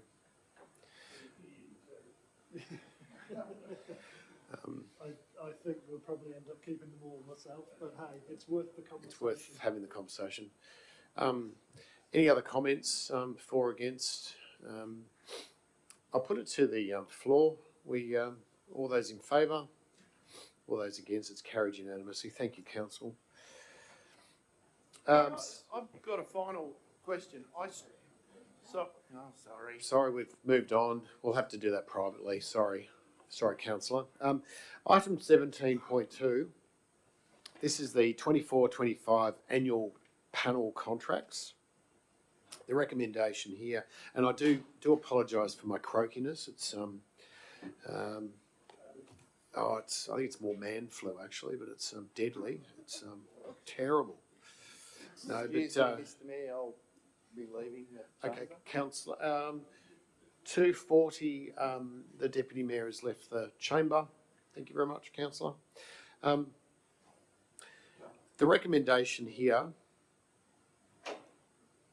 The recommendation here is that the 24-25 annual panel contracts be received and noted, and further that Council accepts the tenders submitted having regard to all circumstances. The tender panel recommends that the most advantageous tender for Council to accept and authorise the General Manager to sign the contract documents. Hiring of tipping trucks for the period 1st of July 24 to 30th of June 25, and those being Hartlow Proprietary Limited, KT Civil Group, Lincoln Earth Moving Proprietary Limited, Moores Gear Proprietary Limited, Narrabri Gravel Haulage Proprietary Limited, and Schwager Civil and Contracting. I think we'll be at 4 o'clock. I think we won't read that. I think that it is as stated. Everyone, is everyone happy with that? But there's a hell of a lot of detail there. Do I have a mover on that motion, please? Councillor Campbell, Councillor Redding, second. Councillor Clements, you have. I have a question for those listening at home, and we've got this world we live in now where people get to listen to us, which probably is a good thing. But it would be good to explain to people what this is, how this tender panel works. And Yes, I might actually get the General Manager to run through this. Mr. General Manager. I'll hand that through to the Director of Infrastructure. It's like a game of football. Thank you, General Manager and Mr. Mayor. So our annual panel contracts. So this helps. We have a procurement. I'll step right back. We have a procurement policy which steps out at how we're meant to do procurement, and it is quite tedious. So we have to get a number of quotes depending on the value of works. What these annual panel contracts do, it gives the power to the team to be able to go to those listed on here and engage with them throughout the year. So every single job, they don't have to go out and quote every time. For current type works, exactly. So this is like our water, actually I don't think I have water, water carts, stabilising, crushing gravel, and connected to each of these contracts is a bit of a spreadsheet. This is for your information to help you understand what happens behind the scenes. Is a bit of a spreadsheet where we put all the rates in there, and that's given to each of the team members, and they can use that to pick the company that has the best rates there, and they can just keep going down that list. So if that one's not available, they can go to the next one. If that one's not available, they can go to the next one. A number of jobs you might have a couple of contractors at. So this gives us, it allows us to work as effectively as possible. So these are 1-year contracts, but as you can see, it's got the option to move forward with a 1+1 or 2 year. So within the recommendation, it notes that the council allows the general manager to sign off on these extensions. So it keeps us going for those few years. Could be anything. It could be capital, it could be maintenance, any jobs across council. Yeah, so if we do works in-house on capital jobs, we can pull contractors off here. No, we're not talking major capital works yet. But you will see, and that's why it's coming to council. Not all of these annual panels would have to come to council, but a lot of them do go over that $250,000 threshold, hence why you're seeing them here. Also note, no rates are listed here, that's why it's not in confidential. Try to make it as clear and transparent as possible. And we've also got that attachment at the back so you can see quite clearly the contract and the contractors listed. Thank you very much, Director. Any other comments or questions of the Director or the GM or? If I may, Councillor Bolt. Mayor, can I just do a follow-up to the Director's excellent answer there? Does this actually increase our capacity, this call, over what we've previously had? Would you say that this is a better group or a lesser group, or is there holes in this system that we're going to struggle with in order to deliver our capital and repair works in our operational plan? Thank you, Councillor. Through the General Manager to the Director. Thank you, Mr. Mayor.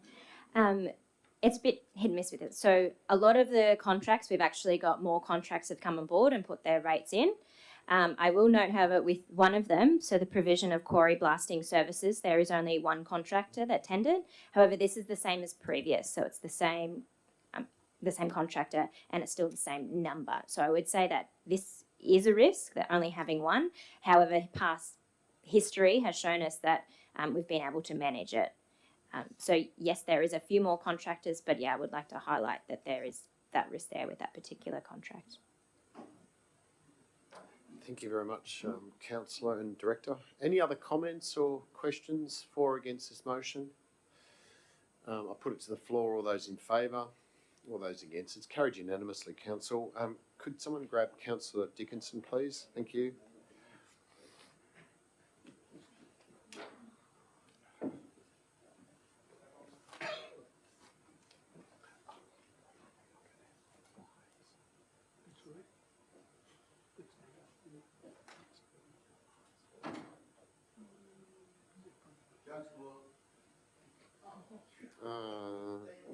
Thank you very much, Councillor Dickinson.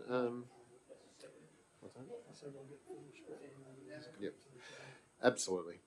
We're at item 17.3, which is draft contract management policy and draft project management policy. The recommendation here is that Council adopts a draft contract management policy and draft project management policy attached to the report, that the GM or their delegate be authorised to make any administrative changes required to publish this policy, provided no content changes.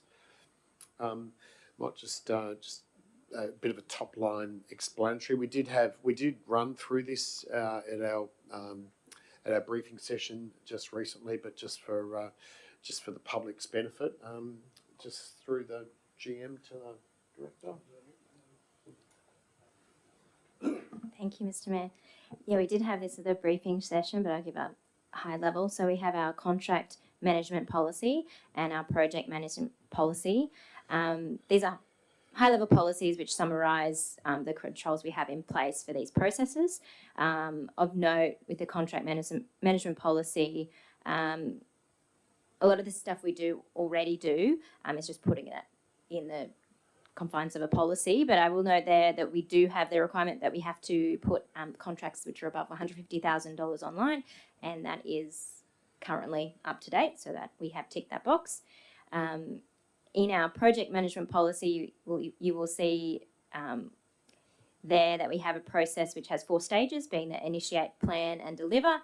and the inner workings of that are defined in a protocol within the team's guidance. So these are higher level policies, which you'll see how summarise the legislation requirements that we have to meet, and then how we do that. Thank you very much. Thank you, Director. Any other comments, questions? Do I have a mover for this motion? We didn't. No, we didn't. No, that was the previous one. Councillor anyway. Councillor Clements, would you like to move it? Seconder? Councillor Redding.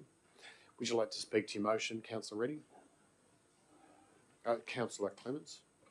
Well, broken the confusion between myself and Councillor Campbell. That's probably a positive. It's a very good sign. I can tell you. No, look, it's self-explanatory, and I think it's a good, well set forward policy. Thank you. All right, thank you very much. Any other comments for or against? I'll put it to the floor. All those in favour? All those against? It's carried unanimously. Thank you, Council. We now move on to item 17.4, which is cemeteries and crematoria, New South Wales. Internment Services Levy. This is obviously in response to the New South Wales government pushing this back onto all local councils who run, or all operators of cemeteries. The recommendation here is that council endorse one of the following options for the payment of Internment Services Levy.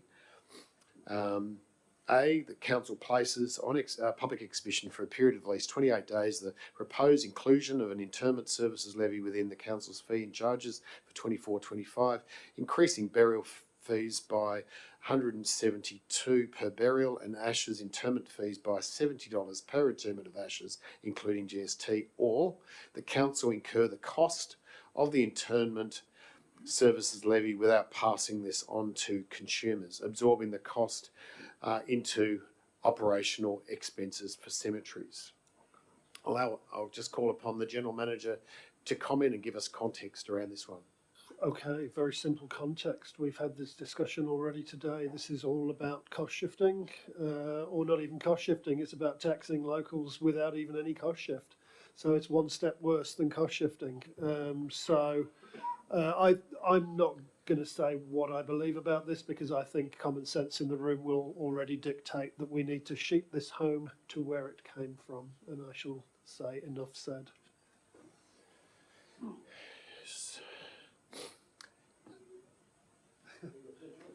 We've got further advice, two choices. I would suggest that option A is the only option that we should be taking, because if we suck it up for the first year, we will be sucking it up ad infinitum.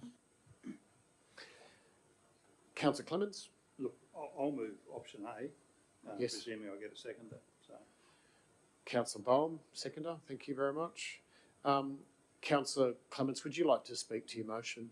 Yeah, very briefly. Look, it's incumbent upon us to keep our budgets balanced, and we can't subsidise state governments. We do subsidise state governments, but we can't subsidise them in such a way. It's a cost. It's an unfortunate cost for people at a terrible time in their lives, but I think that we have to pass the cost on, and in that I'm happy to move option A. Thank you very much. Any comments for or against this motion?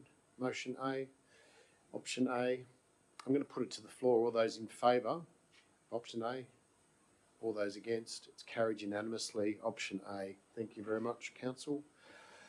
We just quickly move on to the Tourism Advisory Committee.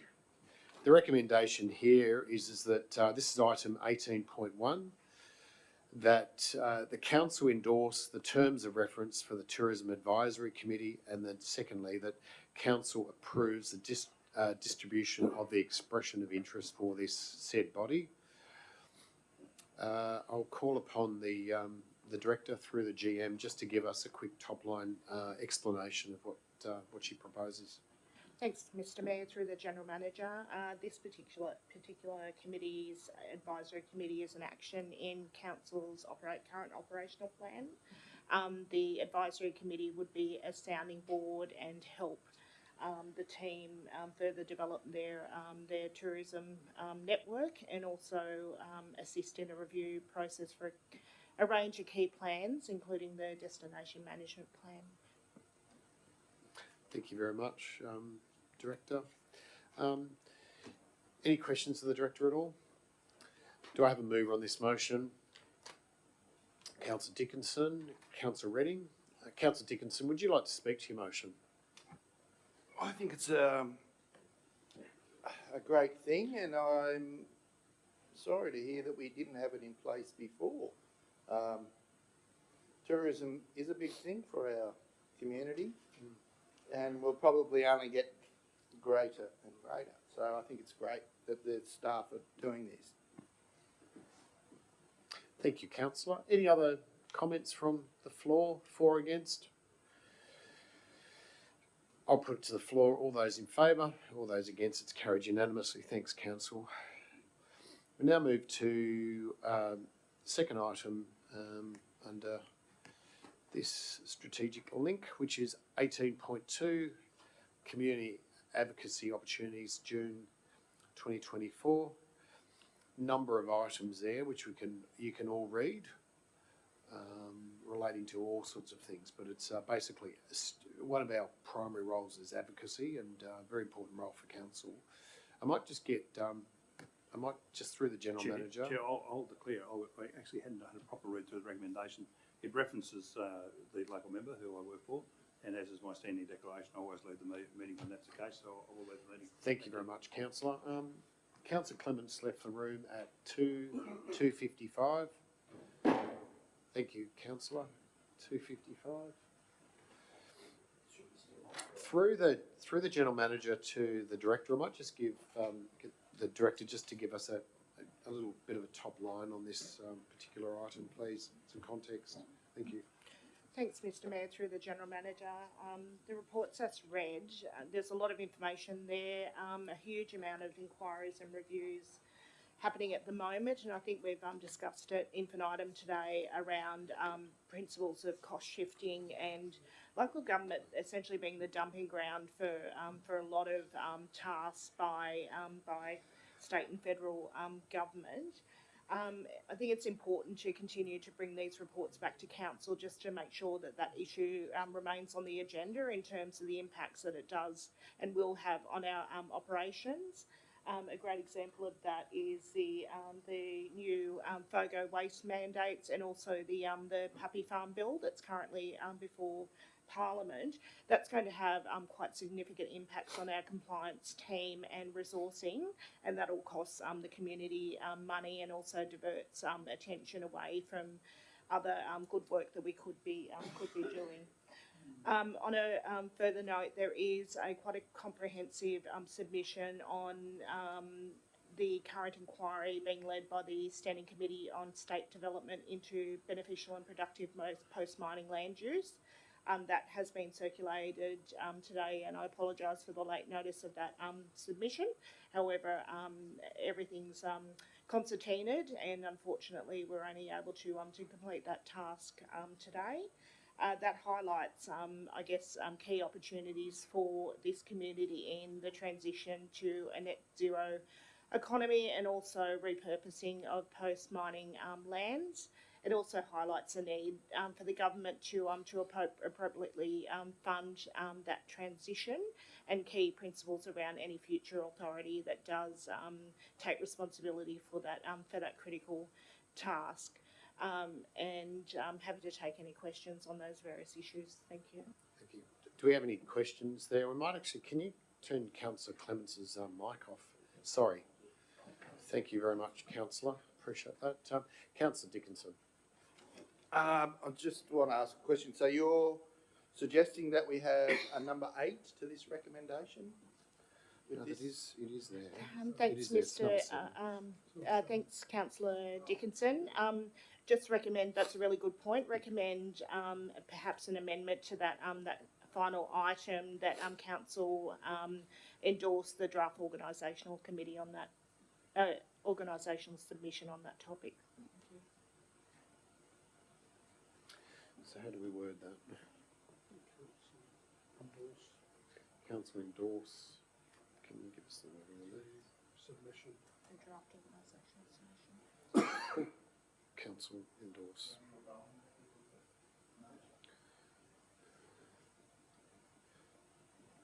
Do we have a mover and seconder yet?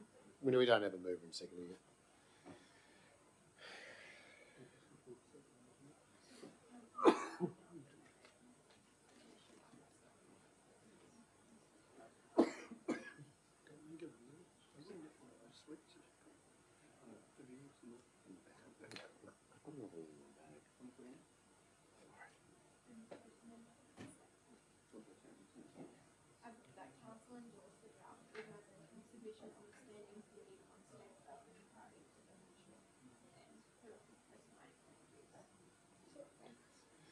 Okay, that sounds good. Will we put that in there, or we can't change that? It's in there, is it? Yep.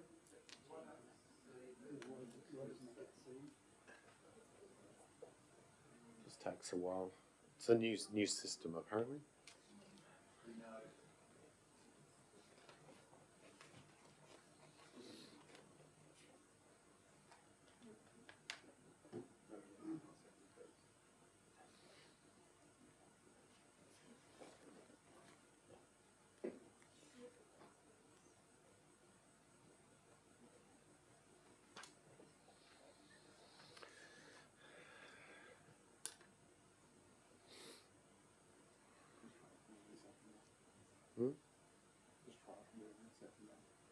Can I get a mover on this motion? I think it was Councillor Campbell, and I think it was seconded by Councillor Bowen. I think. Councillor Campbell.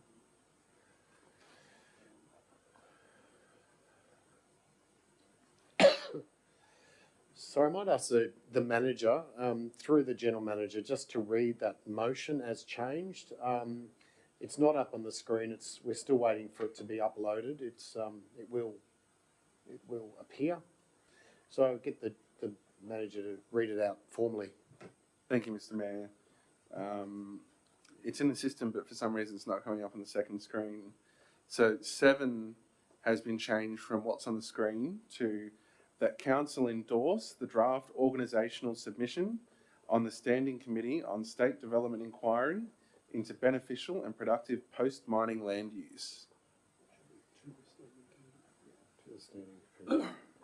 Thank you very much. To the Standing Committee. Thank you very much, Mr. Manager. Councillor Green. Yeah, just a question, if I could, to the staff, particularly on this puppy farms bill.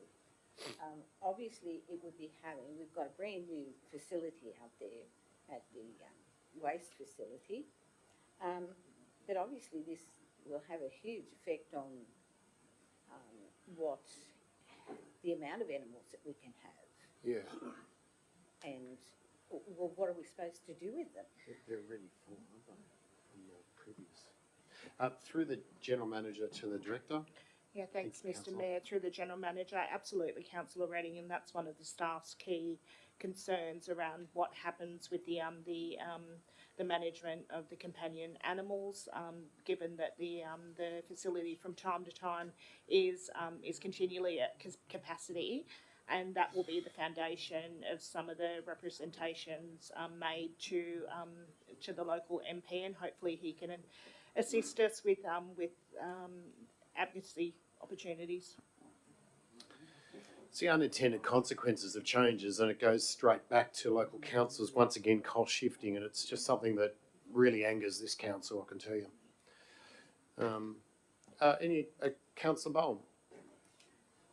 Thank you. Yeah, it's a recurring theme, this notion of cost shifting. We have discussed it a few times, and I don't know whether it requires at some point a separate motion or something for a future council to know, but it would be quite beneficial to know the quantum value and proportionality of our overall operations as to what, how much of our resources, how much of our capacity is actually dedicated to these sorts of all of these activities, and there's That's a significantly good more, point. I would think, that are coming. This probably is the beginning of a flood.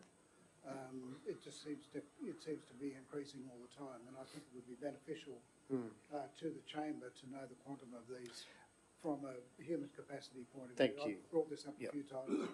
You know, whether we need a separate motion or something in the future, I'm not too certain, but it would be useful, I think. Thank you. To the General Manager. Through the chair, look, I'm going to enter the realms of conjecture because this is what is on my head, and I'm not sure this is exactly correct. So what I will do is ask staff to follow up after this meeting and circulate to elected members if this is not factual. But I'm of the opinion in my head that the stat that was quoted by Local Government New South Wales around 6 months ago was that upwards of $3 billion of cost shifting has occurred to New South Wales councils in the last 5 years. I'm pretty sure that was the stat. It could be 10 years, but I'm pretty sure it said 5 years. And that it's generally around $1 billion a year now in cost shifting to local councils. That's ridiculous. Yeah. Oh, this particular council, we've filled in surveys for other organisations or other agencies, so we'll be able to provide that information to councillors after this meeting. Thank you very much, Mr. General Manager. Any other comments or concerns?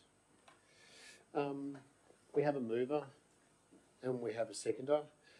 Any other comments and concerns? No. I'll put it to the floor. All those in favour? All those against? It is carried unanimously. Thank you. Can someone grab Councillor Clements, please?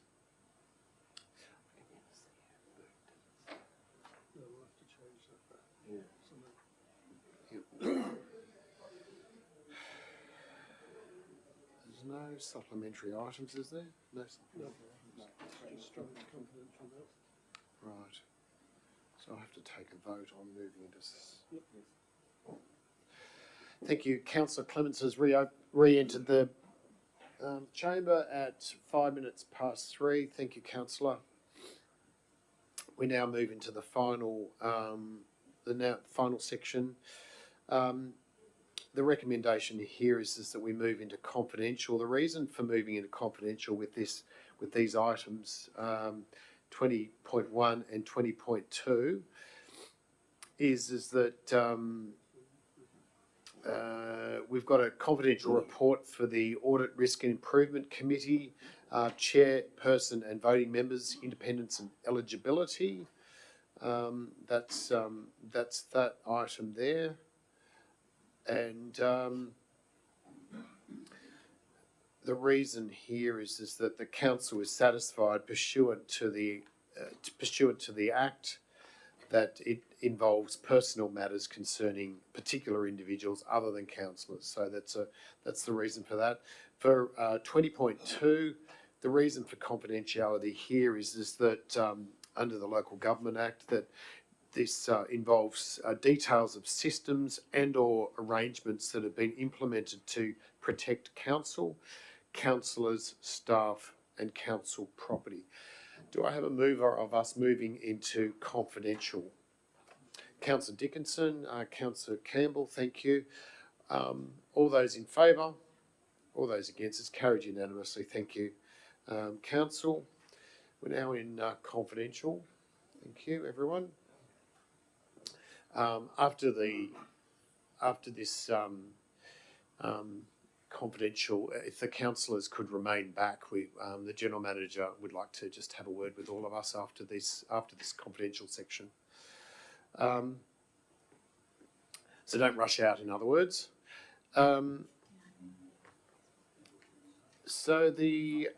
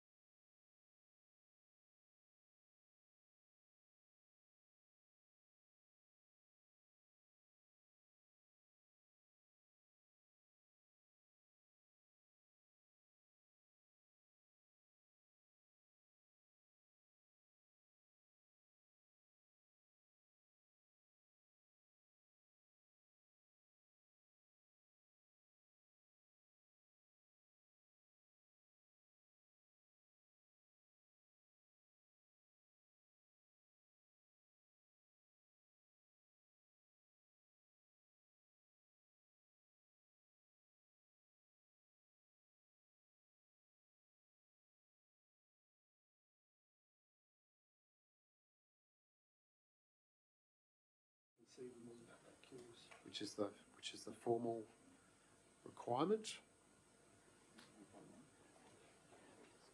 Mr. Mayor, I'm just reporting on the General Manager's behalf on the resolutions reached during the confidential session. So the first one relates to item 20.1, which was that the Council resolved that, one, on the advice of staff, Council approved that the currently appointed ARIC chairperson and members satisfy the independence and eligibility criteria prescribed by the Local Government General Regulations commencing 1 July 2024, and two, that on that basis, Council approves for appointment letters to be issued to ARIC committee chairperson and members confirming the end date of their appointment to Council's ARIC.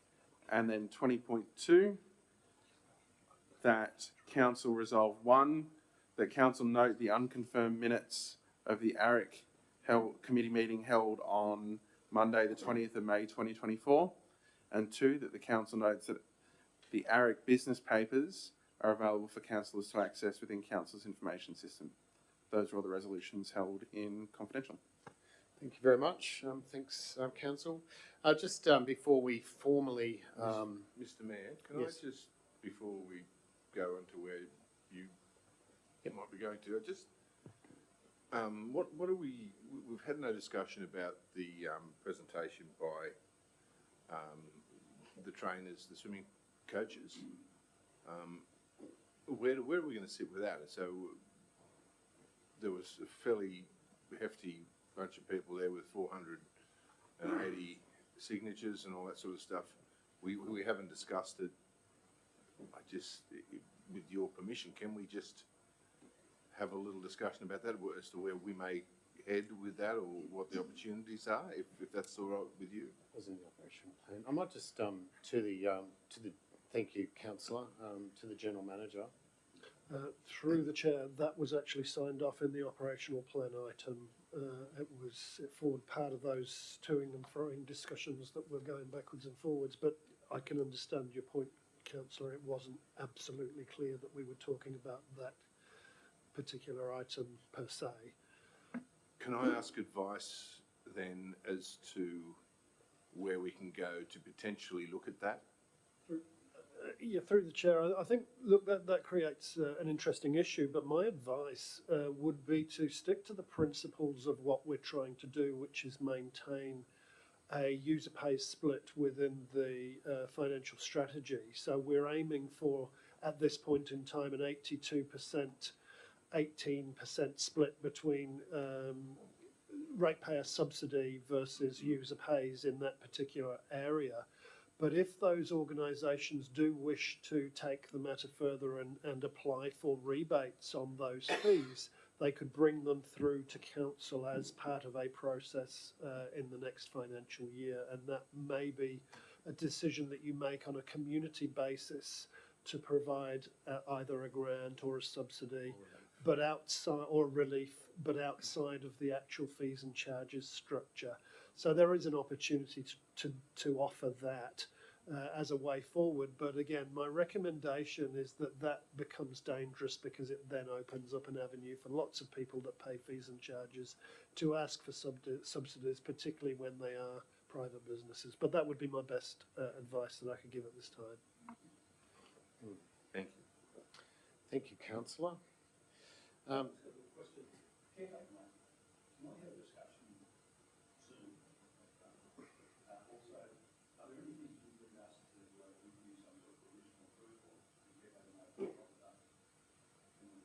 Yeah, we'll set up a workshop to discuss these Briefing. items, and again, I want to catch everybody before everyone leaves today. I think we've come to the end of the agenda, everyone. Have you've got your microphone still on, Councillor? Just in case I wanted to say something else. We've come to the end of the agenda, everyone. We need Just to... quickly, Mayor, may I request that the mayoral minute be altered, seeing that you provided that alteration that you had met with the local member. Yes, yes, Yeah, if that could be just amended. of course, yes. Is there a process for that, or will you take It'll that be on? in the next minutes. Thank Yep, yep. Thank you very much. Good point. Appreciate that. Just a couple of little line items. The next council meeting, there has been a request that the next council meeting, instead of it starting at 1 p.m. on the 30th of July, that it starts at 9 a.m. on the 30th of July, 10:30 would be fair. or 10:30. It's because we have a number of staff going Mm. away for a conference, which would mean their travel would prevent them attending the meeting. No, definitely not. I would hope it would be a finish by lunchtime kind of affair. I would hope, but it would be to have a morning meeting rather than an afternoon meeting on that particular day. And I do understand it might be difficult for some, but it's just a request at this point in time to see if there's an amenable sort of feel towards doing that. council at 17 past 3, we might call this meeting to a close. Thank you everyone for your contributions. If councillors could stay.